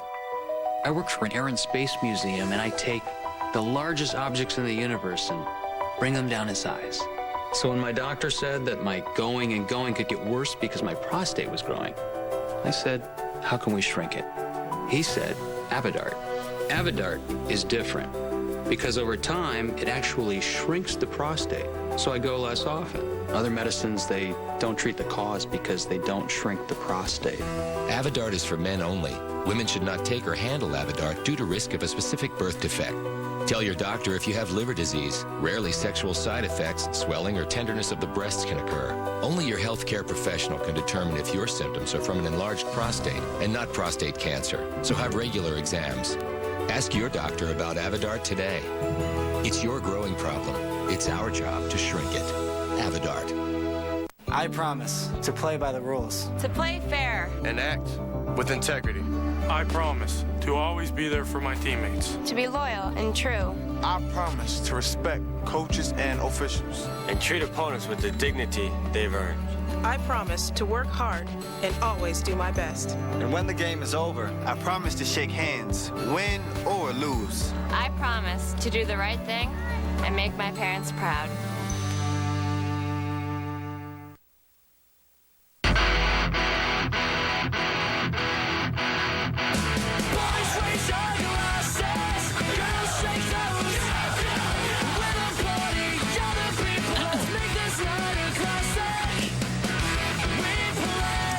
It's a beautiful day here in Pittsburgh. Some of the folks enjoying the confluence of the rivers that are right nearby the stadium. But inside, Pittsburgh has a 14-10 lead against unbeaten Iowa. Pam Ward here against Ray Bentley. And Pittsburgh's offense looked great at the beginning. They got a couple of touchdowns on an Iowa defense that had not given up a touchdown all season until today.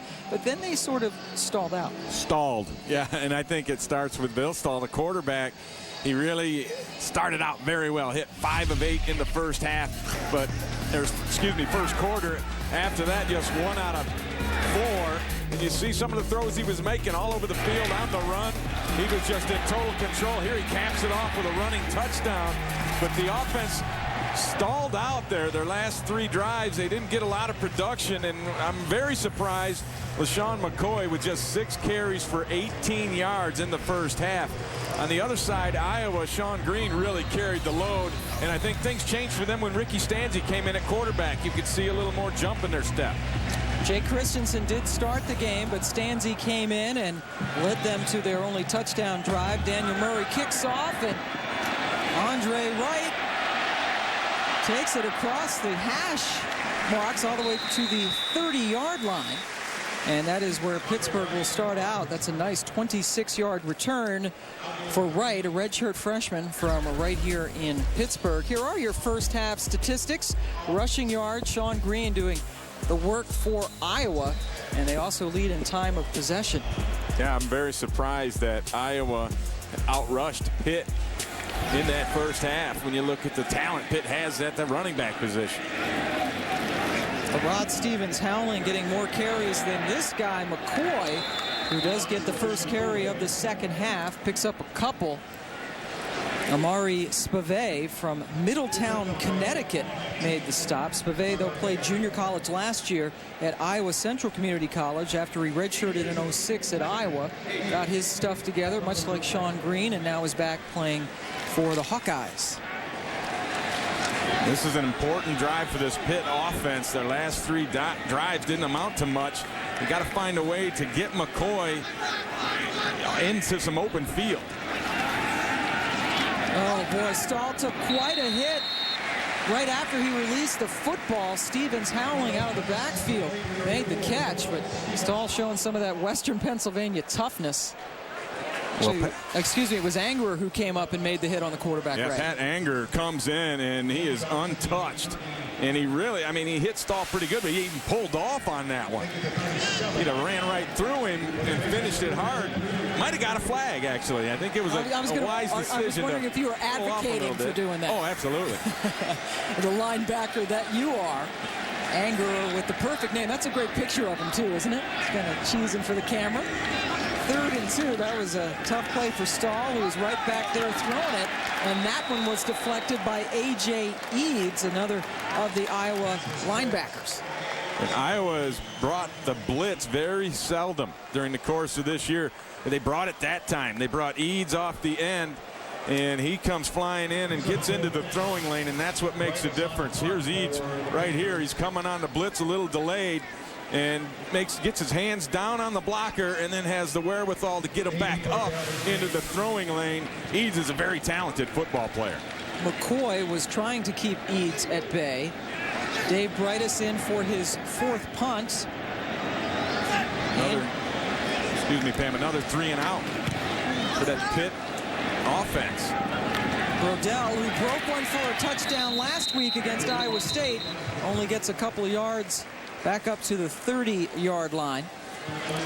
And how about this? What is going on here? Christensen's coming back into the game, Ray. Shocking development. And I don't know if they're just trying to give Jake a little confidence, putting him back in here in this first series. But things were going really smoothly with Ricky Stanzi in there. I'm surprised. Christensen was just 2 for 6 for 15 yards and was sacked before Stanzi came in to relieve him. On the roll, they have him throwing right off the bat. He finds Darrell Johnson-Koulianos, so that should help his confidence, the first down throw, but very surprising. The offense was really moving with Stanzi, and this is back and forth quarterbacks now. And this is the kind of play they like with Jake Christensen on the roll to this left side because he's a lefty, and he can throw those fastballs, the dart balls. It's the ones that go up in the air that give him the problem. First down for the Hawkeyes. Green, well on his way to his 4th straight 100-yard rushing game of the season, stopped by Jabal Sheard after a 4-yard gain. Green now with 93 yards and counting. We haven't called the name of Scott McKillop very often, and that's because he's getting blocked. He's having a hard time against this big offensive line, and I thought coming into this one, this wasn't really a game tailor-made to McKillop. He's more a sneaky kind of guy. He'll run around blocks and those kind of things, but when you run power straight at him, that's not his game. That is certainly Iowa's game on the offensive side. Green runs into 3 blue shirts. The first one was Austin Ransom. McKillop in there as well. And nobody blocks either linebacker in this situation. That's where you have the problem. Here they are. Watch both these guys. Neither of them, no one's going to get a hat on either of them. Good read by Ransom, shooting the gap, and then McKillop taking away the cutback, folds over the backside, and that's how you play linebacker with those 2 guys. But it's awful nice when nobody puts a helmet on you. That would help tremendously, not being blocked. 3rd and 6 for the Hawkeyes. Their first drive of the second half. 4 receivers in. Christensen takes off and is tackled close to the first down. Had to get down to the 48-yard line of Pittsburgh. And they're going to mark him just about a half a yard short. So if you are Ken O'Keefe, what do you do here? Punt. I think you have to punt the football. You're not that far past the midfield. I think when you get down inside the 40, that's when you can go for things. They're going for things. Christensen staying in there. Gutsy call here. You know, if you make it, it's a great call. If you didn't, what are you doing, Coach? Of course, when you got Sean Green there, it makes it a little easier to think about it. Delay of game. Offense. 5 yards. The down remains 4. So that will take away the 4th down chance. And you saw O'Keefe with his arms outstretched, talking to Christensen about that.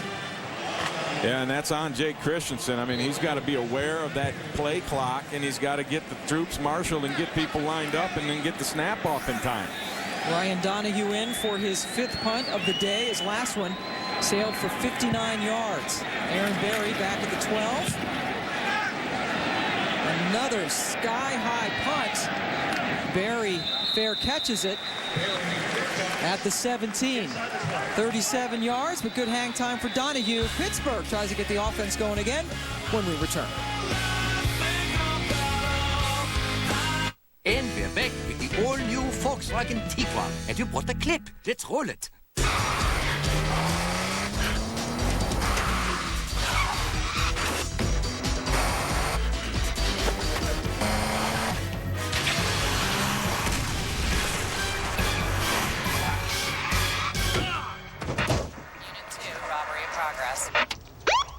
compact and power-packed. To the rescue!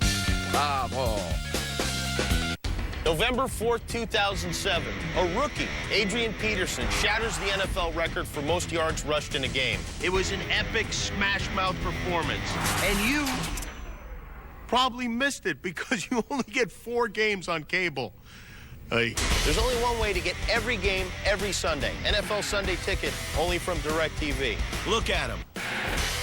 That's how I run. Switch now and get 4 months of our best TV package for free.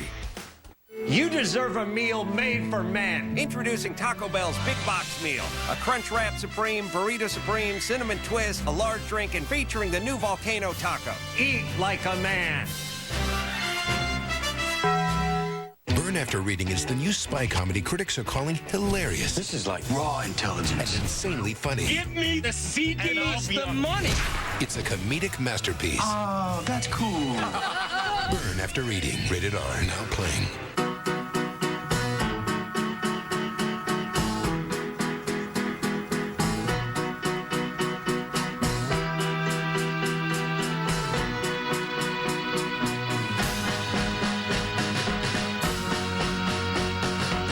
Free Wi-Fi, giving you the freedom to get out and work wherever you want.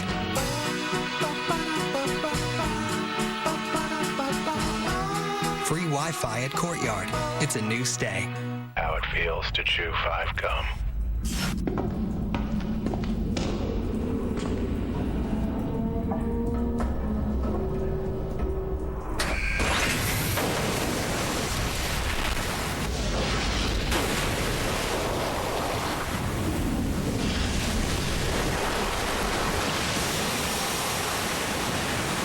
Mouth-watering berry sensation as you chew. New 5 gum. Stimulate your senses. Today's presentation of college football is available in high definition on ESPN2 HD. We are in Pittsburgh, Pennsylvania. That view from the Pitt campus as you look towards downtown. We are at Heinz Field, a facility shared by both the Steelers and the Panthers. And you would never know the Steelers play here. The Panthers signage is all over the place. It's a very good relationship between the two organizations. Amazing to me. First down for Pitt. Oh, what a tackle. That's Brett Greenwood coming up to get LaShawn McCoy, who had some open field in front of him. Greenwood walked on to make this Iowa team. Quite a few walk-ons playing prominent roles for the Hawkeyes. And they blitzed the corner. Bradley Fletcher, he came flying in off the edge to take away the bootleg. He had the quarterback, and Greenwood came down into the box, and he filled that gap off the edge. McCoy thought he had something there. It opened up on a cutback lane, which is his specialty, but Greenwood filled it quickly. 4 receivers in now on 2nd and 9. They go right back to McCoy, who reverses field and does a good job just to reach the 25-yard line. Greenwood with another stop for Iowa. So McCoy, who's been averaging 82 yards per game for Pittsburgh. They've only played 2 games. Last week was a bye week for him. Trying to get it going today. Boy, look at those numbers. 9 for 28, a 3.1 average. And with the Pitt offense kind of built around LaShawn McCoy, you know they're struggling a little bit when he's not getting the yards that he needs. And then it goes on the shoulders of Bill Stull. And he's going to have to pick things up.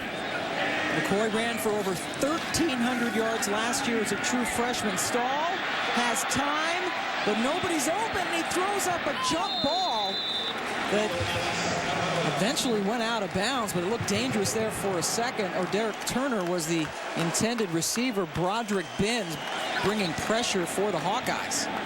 You have to give the Hawkeye defense some credit, even though the Pitt offense has really lost any kind of continuity or momentum or flow that they've had. A lot of that goes to the Iowa Hawkeye defense. They're playing very well after giving up those 2 early touchdowns. They have slammed the door on this Pitt offense. In fact, Ray, 5 straight 3-and-outs for Pittsburgh. Brightus at work again. And they don't want Goodell to get it with any opportunity to run it back like he did last week against Iowa State. That was a 49-yard punt. Iowa takes over at the 26. So the Iowa defense, Norm Parker is their defensive coordinator, and they have been coming up big in the last few possessions for Pitt. I'm poolside with John Graham, MVP of the Graham Honeymoon. John, what was the key for you this week? Wow, I just really wanted to come out here and play my game, get the latest info on my fantasy players, then set my roster for total domination. Can you describe your emotion? Excited, proud, stuffed. That buffet's pretty robust. Okay, back to you guys in the studio. Be an ESPN MVP. Manage your fantasy teams, get live game casts, exclusive commentary, and more with VCast, only from America's most entertaining network, Verizon Wireless. I love this junior banana split with the pineapple and strawberry. It's so good. I love that there's half a banana here because it means that somewhere in the world, someone has the other half of this banana. Maybe it's me. Yeah, maybe. Or maybe it's the local meteorologist. Oh. Dwayne Twill? Oh, it's the way he gives the 7-day. Ooh.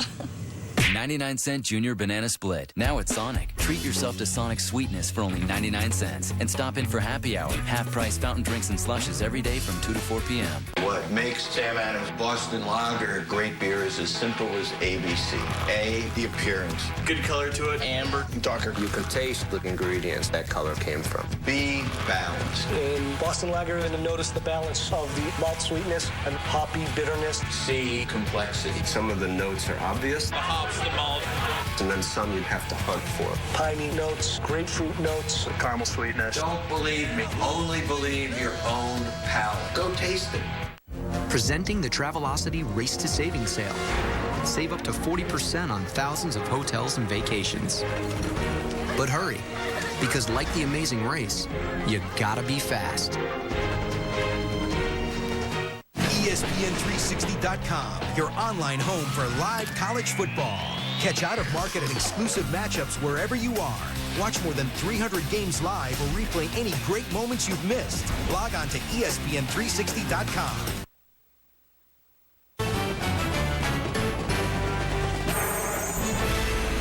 ESPN's College Football, brought to you by ESPN Gameplay. See the most college football every Saturday. To order, call your pay-per-view provider.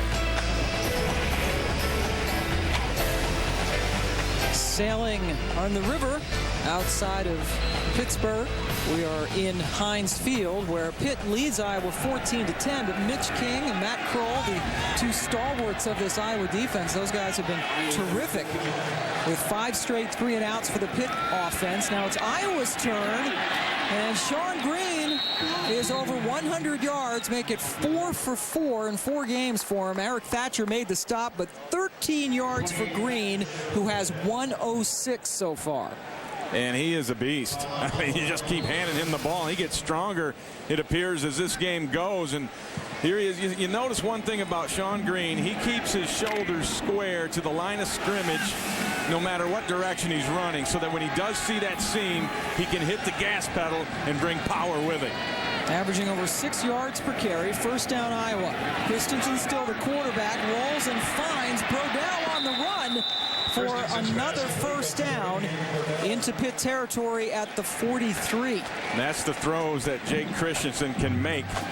But Sean Green is really the guy this offense revolves around right now. And his ability to get plus yards on just about every play. And you look at it, when did he go over that 100-yard mark? Third quarter, week 1. First quarter against Florida International. Took him to the fourth quarter against Iowa State. And here, midway through the third, he's eclipsed the century mark. He takes a break. True freshman Jewel Hampton in at tailback on first down. Christensen trying to float one up towards Johnson Koulianos, and flags come down. Aaron Berry on the coverage. I don't know how catchable that ball was. Although I think Berry being in front of Koulianos maybe prohibited him from getting near the ball.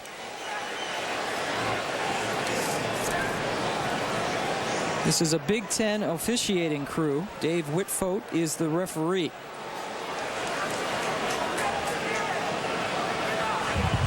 Pass interference. Defense number 17, 15 yards from the previous spot.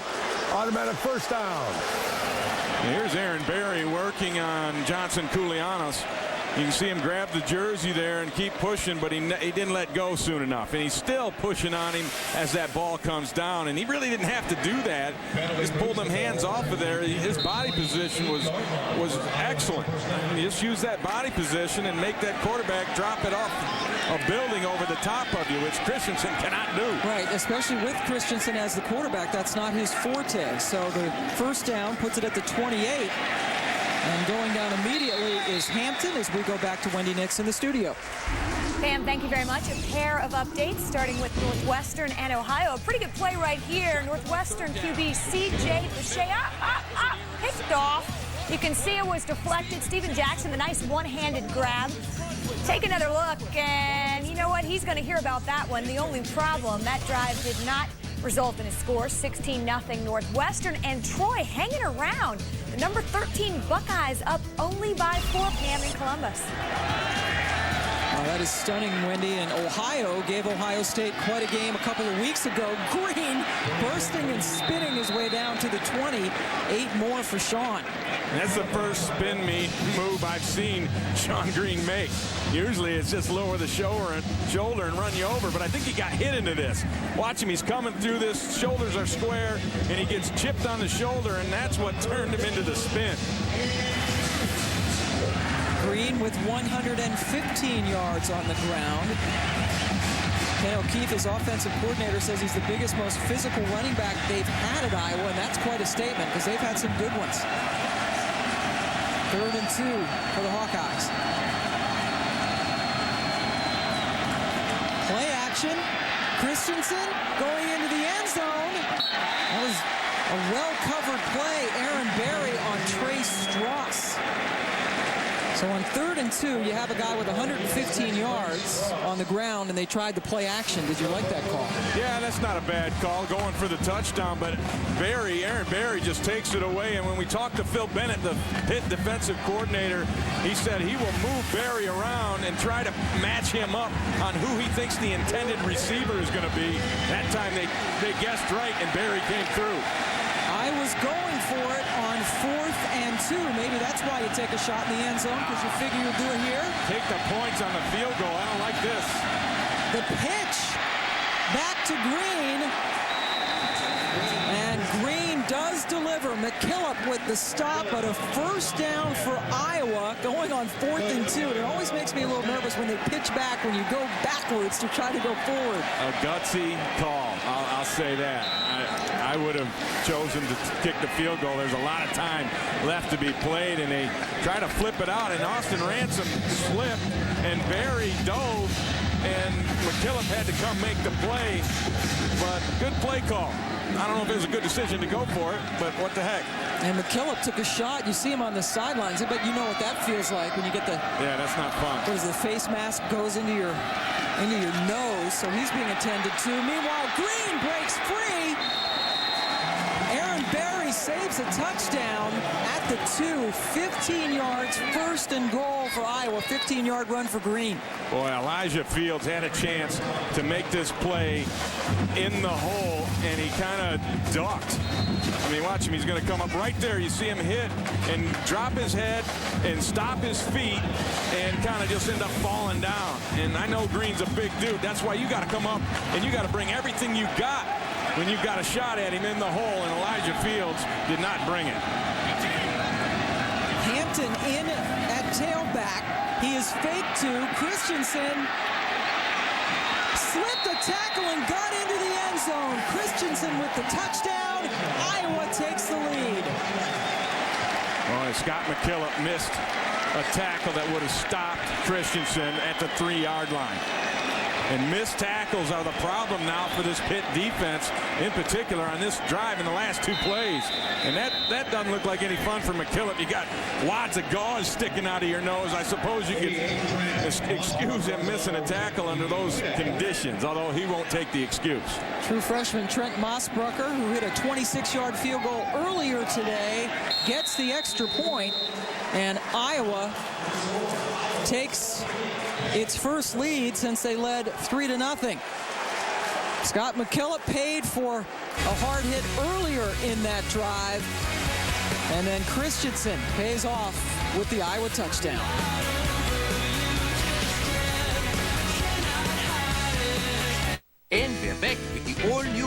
Volkswagen Tiguan. And you bought the clip. Let's roll it.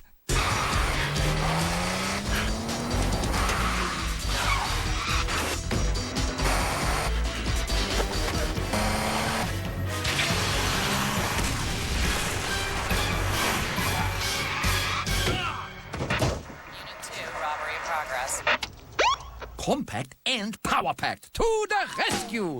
Bravo. So here we are in the fourth quarter. No time left, and the touchdown is under review. Hey, guys, what do you think? We're not ready to go yet. Is there any way you can send this thing into overtime? No problem. I don't know what he was looking at, but we're going into overtime. Buffalo Wild Wings, you have to be here. This could finally end it. Oh, my. Our best offer ever is available to our current cable TV customers. Now when you sign up for Optimum Online and Optimum Voice, you can get the Optimum Triple Play. It's time for faster internet access. Just add Optimum Online. Up to 5 times faster than phone company high-speed internet for $29.95 a month. And add Optimum Voice. Unlimited calling to the U.S., Canada, and Puerto Rico with 13 calling features included for $29.95 a month. And for the big news, when you sign up for Optimum Online and Optimum Voice, you can get IOTV for as little as $29.95 a month, too. Over 220 all-digital channels. The best HD service free and access to thousands of movies and shows on demand. The Optimum Triple Play. 3 great services, each just $29.95 a month when you get all 3 together. Cable TV customers, don't miss our best deal ever. Call 1-888-GET-ALL-3 today. It's Optimum, or it's not. Jake Christensen has just led an 8-play, 73-yard drive. He scored on a 2-yard run to give Iowa the 17-14 lead. A drive that included going for it on a 4th and 2, and they made it. Yeah, all today's touchdown drives, I believe, have had 4th down conversions mixed in. Daniel Murray with a line drive kick that is fielded by Stevens Howling, one of the running backs. And he brings it all the way back across the 25-yard line. Let's go back to that touchdown, Pam, and I want to take you through Scott McKillop, his movement on this play. He's going to honor the run fake, come up into the hole. He's going to see that's not it, and he's going to come outside. And it's really a nice play by a linebacker to be able to cover that kind of ground. His only problem was he's got to break down right there and make that tackle, and he overshot it. Christensen with a nice move, and that's how they put it in the end zone. McKillop is usually a terrific tackler. In fact, led the country last year, 12.6 tackles per game. Big throw on first down. Dickerson with the catch. Let's go to Wendy Nix. Pam, thank you. Over on ESPN right now. Remember, East Carolina lost to NC State last year, now trying to pick up their 4th win of the year. And Norman Whitley helping the cause. 42-yard touchdown run makes it 21-14 Pirates. Pam? Good game in Raleigh. Wendy, thank you very much. We got a good one here. Iowa leading Pittsburgh 17-14, and Pittsburgh actually threw on first down. Right? Yeah, I see more of that. Like 4 out of 14 times on first down coming into that last play. They had thrown the football. And the other thing, Pam, they finally threw it down the middle of the field. Most of the passing we've seen today has been on the perimeter, and nobody's taking advantage of the middle of the field. Stevens Howling picked up a couple yards on that. That first down that Wanstead's team just got was its first down since early in the second quarter.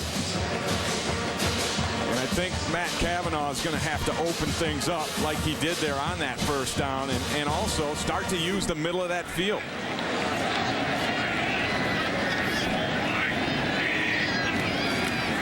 On 2nd and 8, little play action, then throw to the back out of the backfield. Condridge Collins, the fullback. And that one drops harmlessly to the field. Now 3rd and 8 coming up. And that's been the problem for Bill Stull, as you're going to see the pressure. Go ahead and let it run. But when he gets a little bit of pressure on some of these short throws, he hurries it too much. He doesn't take the time. That was Adrian Claiborne with the pressure. But that's my knock on him, is some of those easy throws, he hurries it. He doesn't realize he has a little more time, and then he's inaccurate. On On third down, rolling to his left, and it's intercepted. Picked off by Amari Spivey, and he takes it into Pittsburgh territory. I don't know if that was a blown route because there was a Panther wide open, and he threw it into a bevy of Hawkeyes. Well, it was an overthrow, that's for sure. There was a man open coming down that seam, and he just overshoots it. And watch Fletcher, he's the cornerback up here. He's going to drop back, and that ball's going to end up going right to him. And here's the receiver you talked about right there, Pam, open, but he overshoots him, and Fletcher falls off the coverage, getting his eyes into the backfield, reading the ball, and comes up with a nice play, kind of playing center field there. Second straight week in which Spivey has picked off a pass for the Hawkeyes. Christensen goes down. There's McKillop. Scott McKillop credited with the sack as he got right up on Christensen. McKillop wasn't going to miss another one of those. And he came in on a better angle that time. But I don't understand rolling Jake Christensen to the right side and expecting him to throw long, him being a left-hander. It takes too much time. He ran out of time, and that's how McKillop ended up closing and making the sack. McKillop's first sack of the season and the 5th of his career. And that brings up a 2nd and 17. Christensen quickly throws it to Moiaki, and now 3rd and 17. Just a quick out route by the tight end Moiaki, and he actually stumbled out of his break because he had beaten Greg Williams on the break. And that was the first incomplete pass all day to an Iowa tight end. They are now 4 out of 5 to the tight ends. A long 3rd and 17 for the Hawkeyes. Good time for a screen here. Green stands next to Christensen. He goes out in a pattern, and there you go. It's thrown to Green, and he is well short of the first down, ridden down by Elijah Fields. It really wasn't a true screen, Pam. It was just a little out route by the back. He was the check down man. Nowhere to go down the field. Excellent coverage by that Pitt Panthers secondary. Had to dump it off. And now the Pitt defense answers the big play in that series, the sack by Scott McKillop. Green a little slow getting up. And now trots off the field as Ryan Donahue comes in for his 6th punt of the day. He had the 2nd punt blocked earlier in this game. Aaron Berry waits at his 13 for Pitt.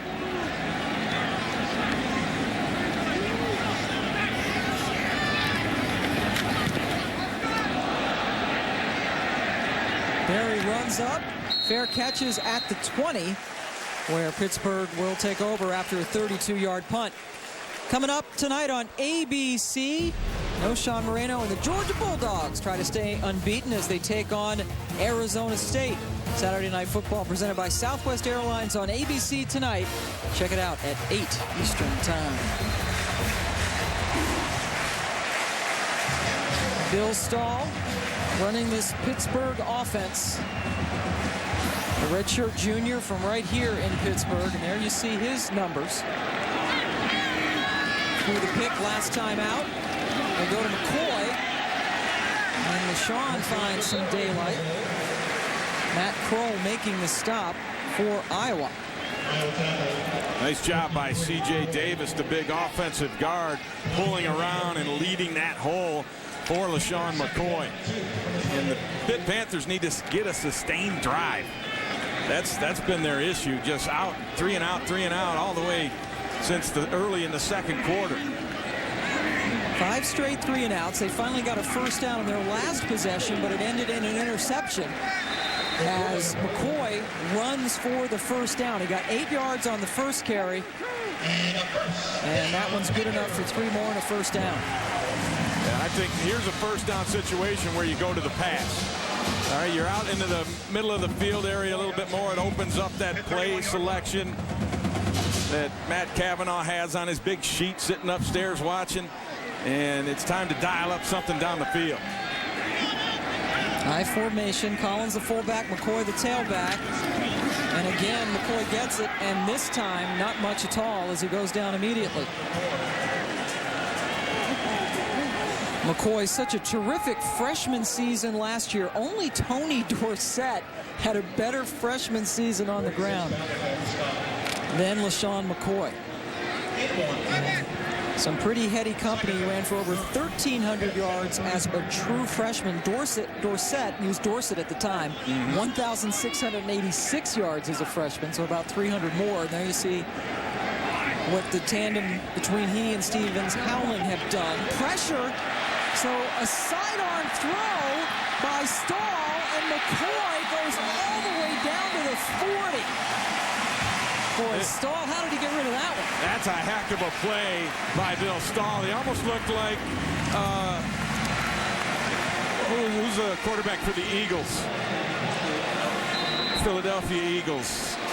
McNabb, Donovan McNabb, when he underhanded that one on Monday Night Football last week. That's the kind of play Bill Stull made right there, just sliding it underneath, finding a little seam to get the ball in there. An excellent play by a young quarterback. 28-yard gain, Pitt's longest play of the day. A long throw down towards the end zone, and it's almost caught by T.J. Porter. He was down there with Brent Greenwood. It looked like Porter had a chance. Oh, he did. He's mad at himself for missing that one because he jumped, timed it perfectly. The ball hit his hands at the zenith of his jump. And it's really just a jump ball thrown from Stull, expecting his receiver to do that. And that's one you just got to catch. T.J. Porter not coming down with it. That's only the second time Pitt has taken a deep shot down the field all day. 2nd and 10. They need to do more of that. Stull looking downfield, has a man, Kinder.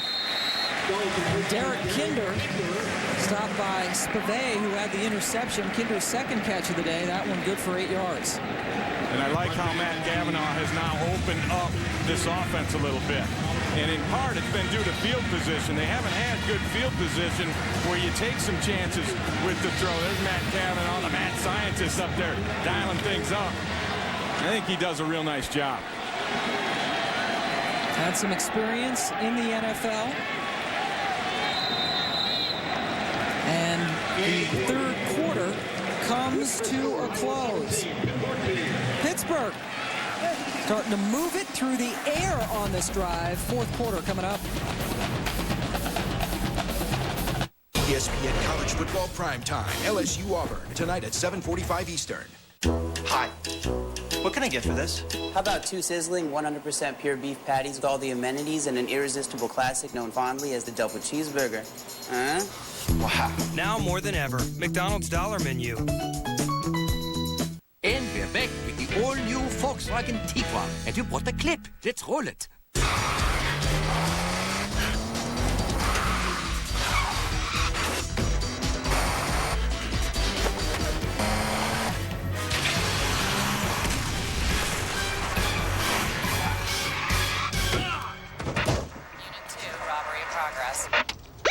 Compact and power-packed. To the rescue! Bravo! There are better days to meet us where we stand. They are gathering in clouds and spreading out over. When it's people who do the right thing, they call it being responsible. When it's an insurance company, they call it Liberty Mutual. Responsibility. What's your policy? Liberty Mutual Insurance.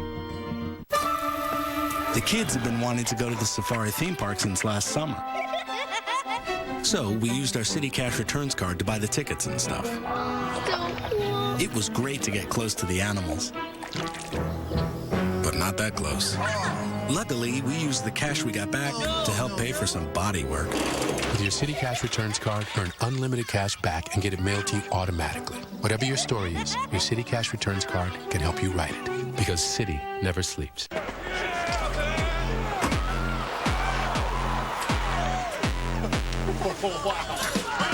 Honda EU Series generators are perfect for hardcore tailgaters. They provide reliable power for all sorts of things, and they're incredibly quiet.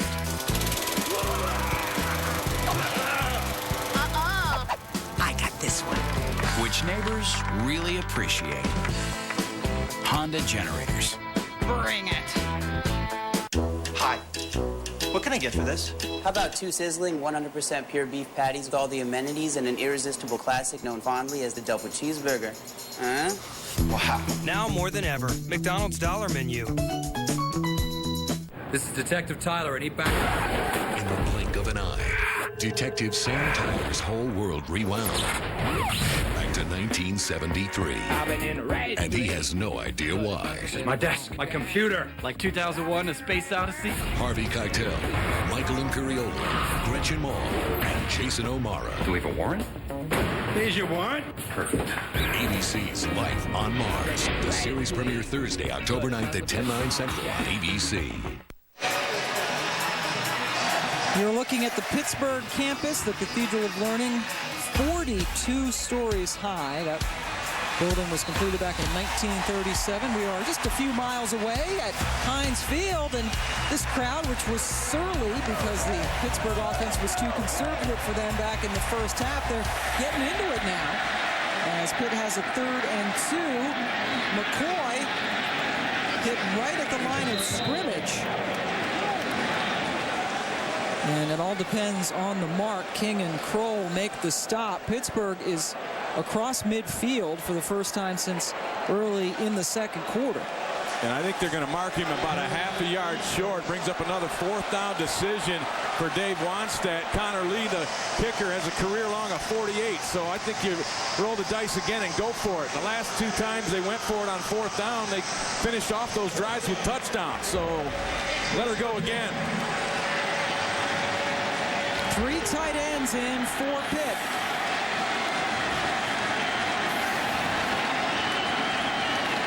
Stull keeps it with some help from Condridge Collins, the big fullback right behind him. 1st down, Panthers. The old Collins push, which you never see it called, but it's against the rules to evade a bet and a runner giving him that push like that, but nobody ever calls it, and Condridge Collins gets right in behind Stull and pushes the pile. They picked up 3 on that one. And Pitt is now 3 for 3 on 4th downs today. 1st and 10 from the 27. Pitt trailing Iowa 17-14. They only scored in this half coming from Jake Christensen on a 2-yard run. McCoy breaks free, heads towards the end zone, and LaShawn McCoy scores.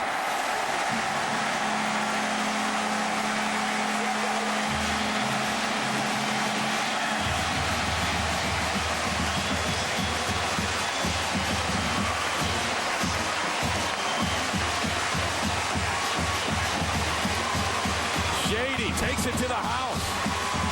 Had a great block from C.J. Davis. The big left guard pulled around and led the way. He pinned the linebacker Anger outside the hole. McCoy saw the cut, and then it was just pure speed to the house. 27 yards on that run. McCoy's 19th career rushing touchdown. And this was a guy who's been bottled up for most of the game. And it's difficult to keep McCoy bottled up for long. Connor Lee with another extra point. Kirk Ferentz's team now trailing 21-17. And the key apparently for Pitt is 4th down conversions. Let's take a look at this play. You can see C.J. Davis. Here's the guard right here. He is going to carry it around and block Pat Anger right there. Bam, pins Anger in the hole. McCoy gets up in it, sees the cut to the outside. He's just too quick laterally to get it out there.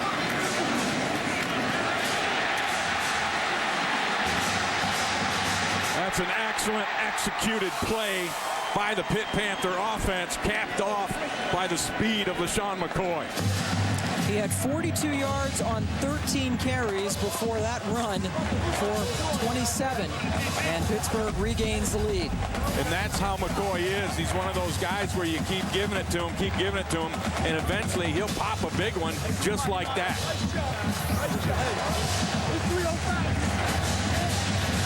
Dave Wanstead,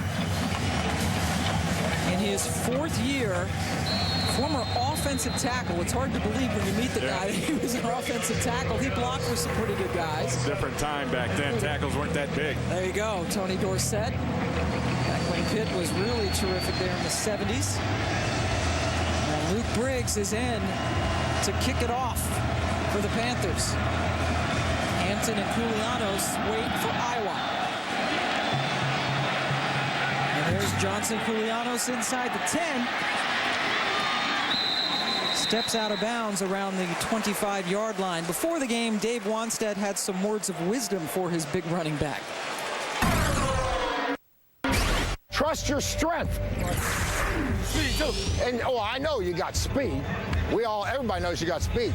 You're not a skinny little freshman anymore. You're strong now. It's a weight room. Use it. Use it. I used the speed right there, and Coach Wanstead wanted the strength, but LaShawn said, hey, don't forget about my speed, Coach, and the speed was what done it that last one. McCoy capping off an 80-yard drive with a 27-yard touchdown run.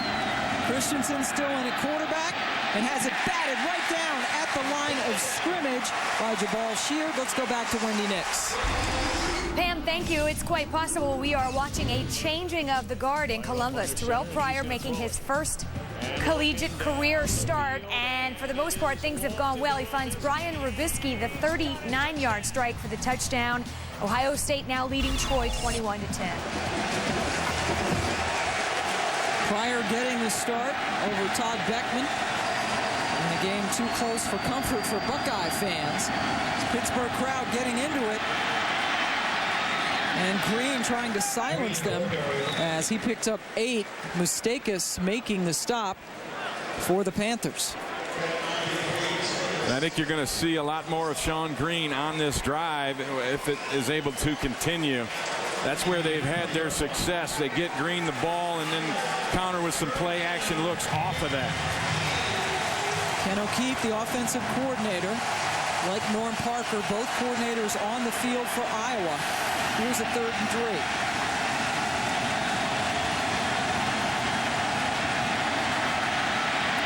Christensen airs it out towards the sideline, and he's got his man. Darrell Johnson Koulianos for a huge gain. And Jake Christensen is making me eat my words there. That was a perfect pass. That wasn't a bullet, a fastball. He lobs it up. There they are at the top of your screen, man on man. Watch Chappelle turn his head right here, and when he turned his head, that's when he lost his step. And you got to be able to maintain your speed when you turn your head. And he kind of slowed down as he turned it, and that's where DJK got the separation. DJK, as they call him at Iowa, with a 40-yard catch, his 5th reception of the day. And Iowa converts on that 3rd and 2, and a little misdirection. Trey Strauss is taken down by Aaron Berry, who made the stop for Pittsburgh. That was a great open field tackle by Aaron Berry. I mean, he came up there, came to balance, broke down, had the feet chopping, and then went low and wrapped up and made the play. That's how you do it out in the open field. Because if he misses that thing's still running. Phil Bennett, the defensive coordinator for Pittsburgh, says that Berry could be exceptional. Those were his words. A lot of promise. The junior from Harrisburg is not so bad now. Moriaki in at tight end. Green gets the carry and is taken down by Scott McKillop for Pitt. McKillop does a great job of staying on the backside, waiting for that cutback route. And that cutback run, excuse me, and it come up and makes the tackle. Now 3rd and 5. Look for Iowa. Here he is. Watch him stay back on the backside of this thing, and then wend his way through the traffic to make the tackle. But look for the tight end on this. This is where Iowa loves to throw to their tight end. Brandon Myers is in there, number 83. And that one is one hopped in the direction of Trey Strauss, bringing up now a 4th and 5. Bring Mossbrucker out and kick a field goal at this point. Well, they're going to do just that. And I say Mossbrucker, you know, he alternates kicks with Daniel Murray, but Daniel Murray missed one here today. And that, I think you're going to see a lot more of Mossbrucker in that regard. Mossbrucker hit from 26. Murray missed from 35. This one is 39 yards away for the true freshman.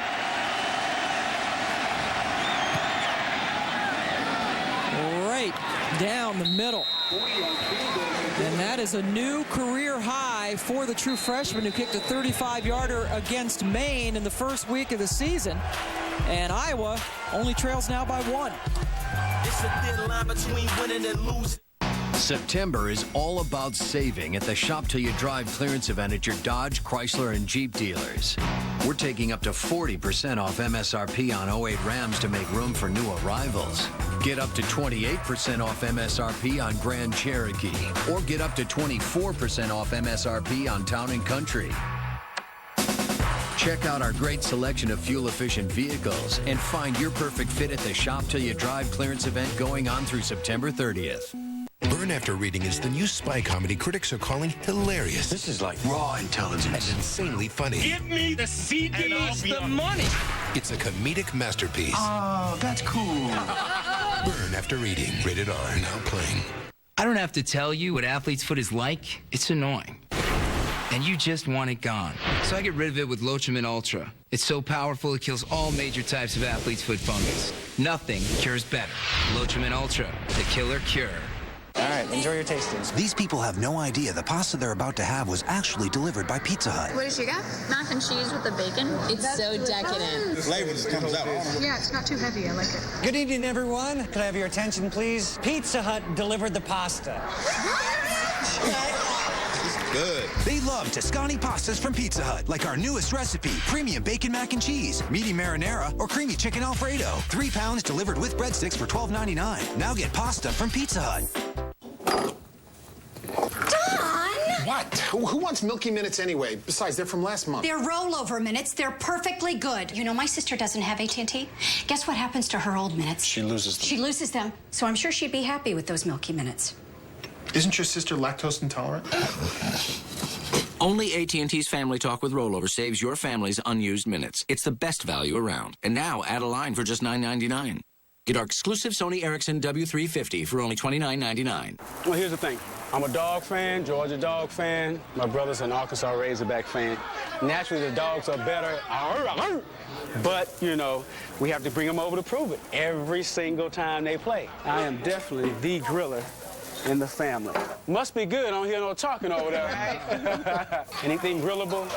See, they're clapping for me right now in the background because they know I'm talking about being a grill master. And you're just one match away from an instant tailgate party with Kingsford Matchlight Charcoal. Coming up tonight, 2 of the top teams in the SEC meet is the Battle of the Tigers as LSU heads down to Jordan-Hare to take on Auburn. College football primetime presented by Hampton Hotels on ESPN tonight at 7:45 Eastern.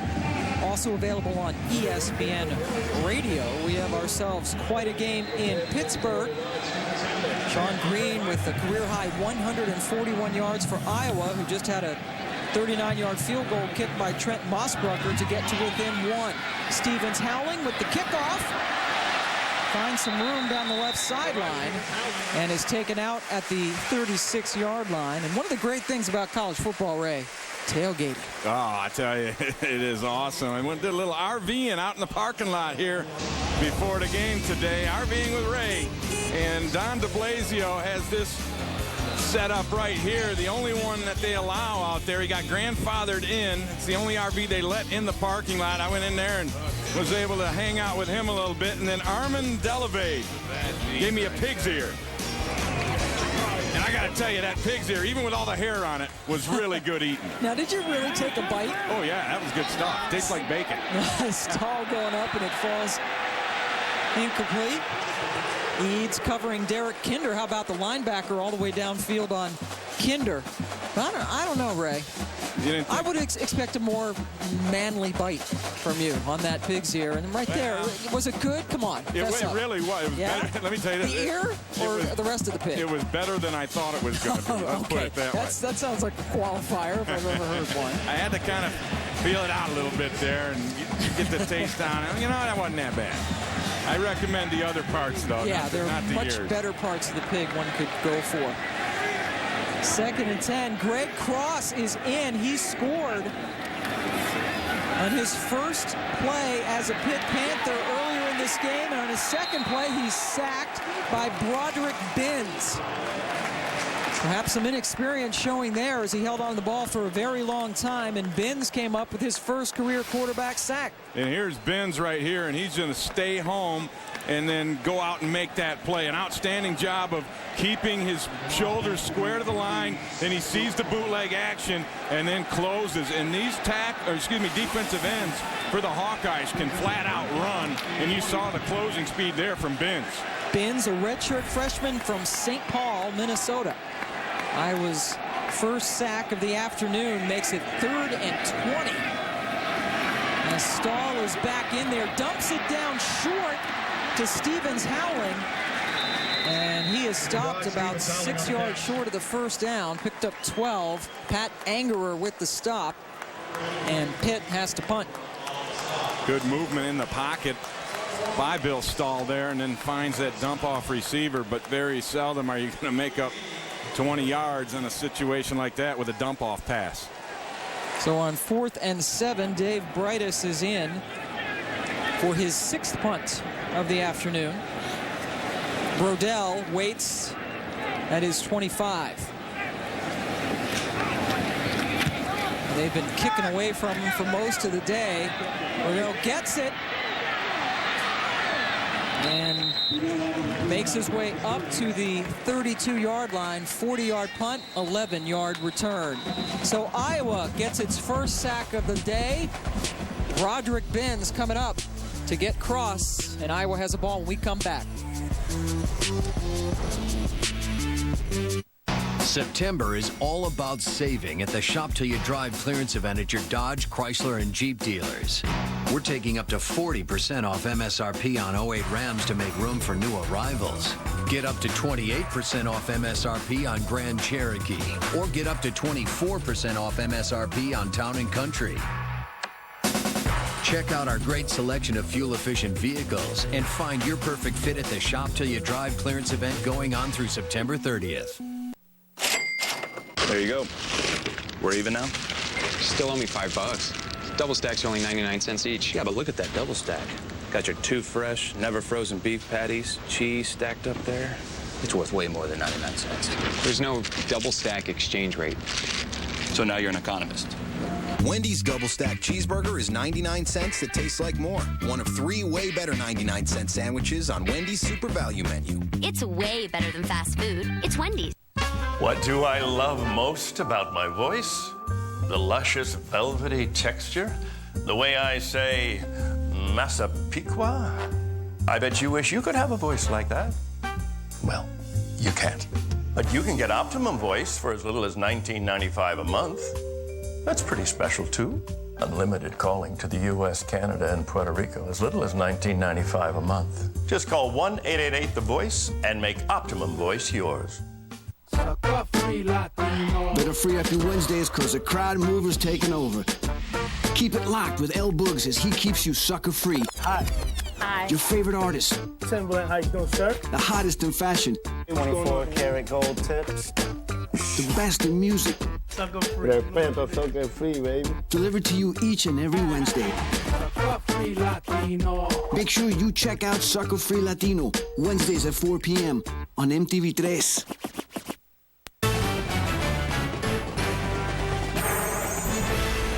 ESPN's College Football, brought to you by Chrysler.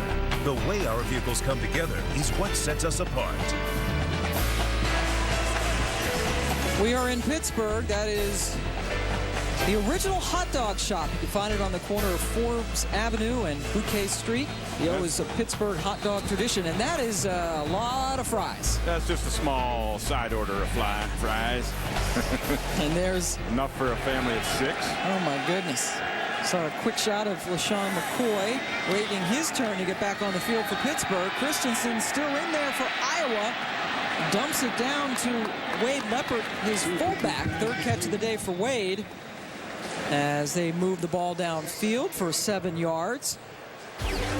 Here's our game summary. We've had 3 lead changes so far, including a couple of 2-touchdown runs for each team. Pittsburgh coming in 1-1 on the season, lost to Bowling Green here on August 30th, and a week later beat Buffalo. Iowa unbeaten and had not given up a touchdown all season in those 3 games, and they've given up 3 of them to Pittsburgh.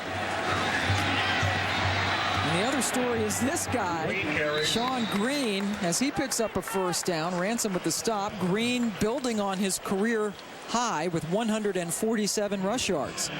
Iowa offense, they have a zone blocking scheme for the most part. As you see Green limping a little bit, but looks like he's going to keep himself in the ball game. But Green's a great runner for a zone scheme because he's not a dancer. He'll keep his shoulders square, he'll stick the foot in the ground, and he'll get up into that hole, and if people are in the way, he'll clear them out.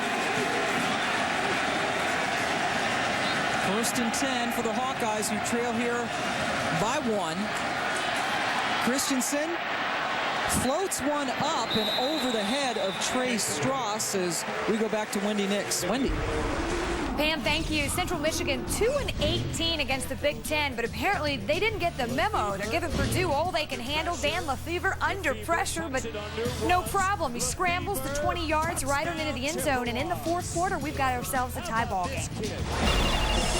Thank you, Wendy. And Dan Lefevre is a quarterback not a lot of people probably know about nationwide, but he's a good one. He is really a special quarterback, and he had Vince Young type numbers last year, rushing for over 1,000, passing for over 3,000. Yeah, literally. He and Vince were the only ones to come up with similar numbers in the same season. True freshman Jewel Hampton giving Sean Green a break and only picks up a yard. One of the stories for Iowa coming in was their quarterback controversy, or competition as Ray likes to call it. Jake Christensen started for Ricky Stanzi, who started the last 2 games, and we have seen both guys today. And I think Jake is better coming off the bench. You know, you look at last week against Iowa State, he came in and finished up the 4th quarter and played very well. Today he didn't start well, but since he's come back in, he's done a pretty good job here in the second half. Iowa just 3 for 13 on 3rd downs. Christensen dumps it to Hawkey O'Mara, and he did not go towards the first down marker. Started to go a little towards the sidelines and did not get the first down. Boy, when he caught the football, I thought for sure he was going to get this first down. You see him just circle out of the backfield, a little circle route. That's where he needs to stick it up and run between those 2 defenders. When he ran sideways, he just fell down. That you can't have. Yeah, if he went straight downfield, it looks like he would have at least gotten close to the first down. Barry back for the Donahue punt.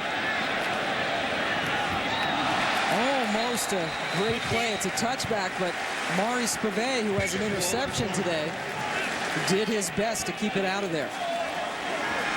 D is for Dover, and that is where the NASCAR race is this weekend. Kyle Busch tries to return to his winning ways and chip away at Carl Edwards' point lead. The NASCAR Sprint Cup Series in Dover, Delaware, presented by Principal Financial Group on ABC tomorrow. Coverage starts with NASCAR Countdown at 1 Eastern Time. Pitt Panthers have a chance here to just run the clock out on Iowa. 6:32 left. They've got a lot of green in front of them. If they can just churn out first downs, they're in great shape. And on the reverse, the ball is given to Andre Wright, and Wright runs for the first down. Great call by Matt Cavanaugh. Everyone in this place, including me, expected him to pound the ball up the middle with LaShawn McCoy. Instead, they faked to McCoy, handed off to Wright on the reverse, and there's nobody home for that Iowa defense. And then they got a nice block on the outside by O'Derrick Turner. Matt Cavanaugh making the call right with his first carry. He's a kick returner for Pittsburgh, but that's his first carry of the season and career since he's a redshirt freshman. McCoy goes right up the gut, runs into some Hawkeyes, including Christian Ballard. Now, this Pittsburgh offense has managed to do something that Maine, Florida International, Iowa State could not do. That's score touchdowns against Iowa, but they have 3 good drives and 8 kind of crummy ones. Yeah, and that's been the story thus far this year for this Pitt Panther offense. They're so inconsistent. But if they can get that good stuff a little bit more often, they're going to be an excellent football team in the Big East. Looking for a time-consuming drive, up 1, 2nd and 7. And a 3rd and about 4 upcoming after McCoy's carry. Mitch King makes the stop for Iowa. Jeremiah Hunter also stepped in there, took on a block, shedded it, and then made that tackle along with Mitch King. And 3rd down and 4, I think you have to spread this thing out and rely on the arm of Bill Stull. He's got 3 receivers to his right. And it's batted down by Christian Ballard. Batted down. 4th down, and Pittsburgh has to punt. That is the 4th batted pass by the Iowa defense today. I don't like the way they did it. Here's Ballard right here, but I don't like this play call. It's supposed to be a receiver screen to the outside, and you see that nobody's, they're not going to make it anywhere anyway. Kinder was covered immediately by a linebacker. I think you got to throw the ball down the field there. Kinder also was covered by one of the offensive linemen. One of the big guys for Pittsburgh was in that vicinity. Brodell at the 22, looking for a good return of Dave Brightus' punt, but that's a heck of a punt. Boy, did Brightus air that one out. And it just skipped into the end zone. Brightus with a 60-yard punt, but only the 40-yard net. Iowa.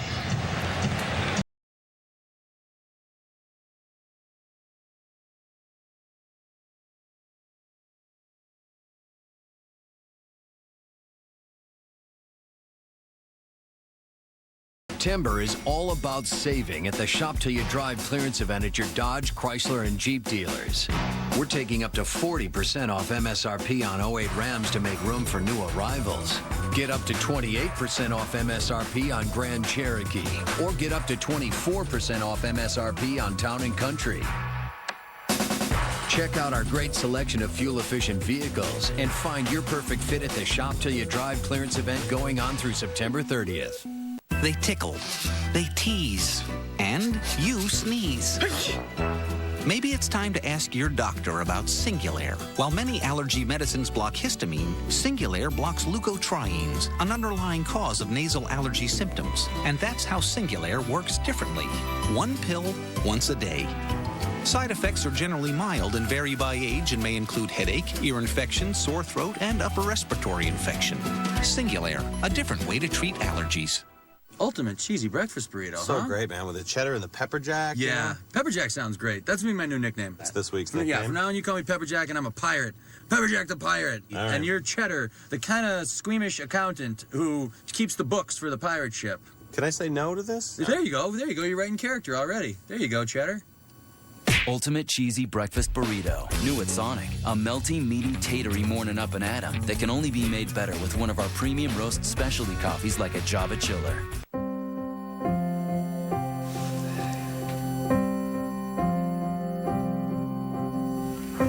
You know that place where a little bundle of joy meets it's not just about me anymore. I'm there. When life changes, State Farm is there to help you plan ahead and protect what matters most. Talk to an agent today. Like a good neighbor, State Farm is there. Yes. Welcome back to Pittsburgh. The Panthers need a defensive stand here, nursing a 1-point lead. Still plenty of time left to go. Iowa has the ball on the 20.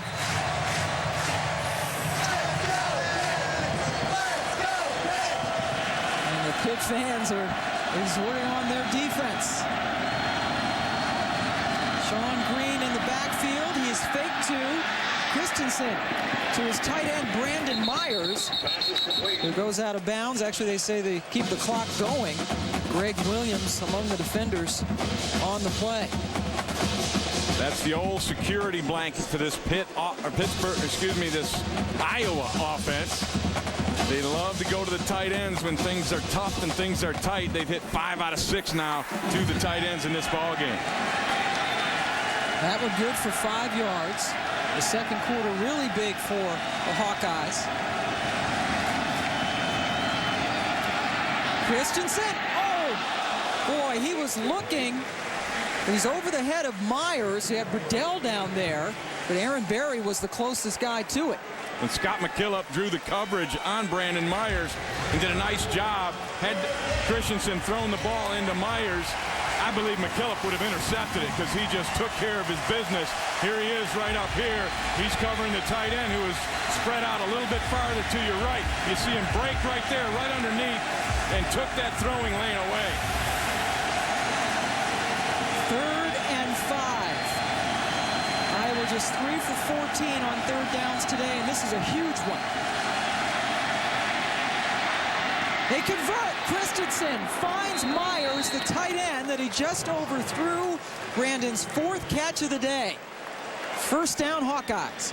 And there was some confusion in the Pittsburgh defense. They're running around. Now here's Myers right down here, and you're going to see the linebacker right here is going to have coverage with him, also with the safety up here. They're both going to be on the tight end, but they both lose track of them, expecting the out cut. They got the in cut, so Thatcher and Ransom couldn't cover Myers together. 1st down from the 41. Christensen with time gets it batted right back towards him by Mick Williams. 4th batted pass today by the Pitt front 7. And Mick Williams is a huge defender in this defense. He's the man in the middle right here. He's going to get some good pressure, and then he's going to work to get his hand up and get in that throwing lane. If you can't get to the quarterback, then get your eyes on him and shoot your hands up and try to knock the thing down. And Mick Williams made a huge play there. Bringing up 2nd and 10 for Iowa. Time again for Christensen, and he goes over the middle, where he had a couple of receivers, Moiaki and Struss. Pitt had that well defended. In a bad execution on the play. There's 2 receivers right there in the same area, Struss and Moiaki. You don't expect to see guys in the same area going for the same ball, so somebody blew the route. And Iowa has hit just 1 deep pass. That was the long throw to Johnson Koulianis that helped him out of a tough situation. On a 40-yard ball earlier in this game. 3rd and 10.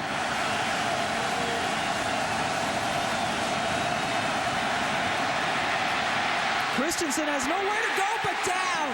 Great coverage by Pitt, and then Mick Williams came in and finished off Christensen. Can't tell you what a great hustle play this is for Mick Williams, because he got double teamed and he kept going. Now they dropped 8. There's only 3 guys rushing, and Mick Williams still gets the sack. That's an amazing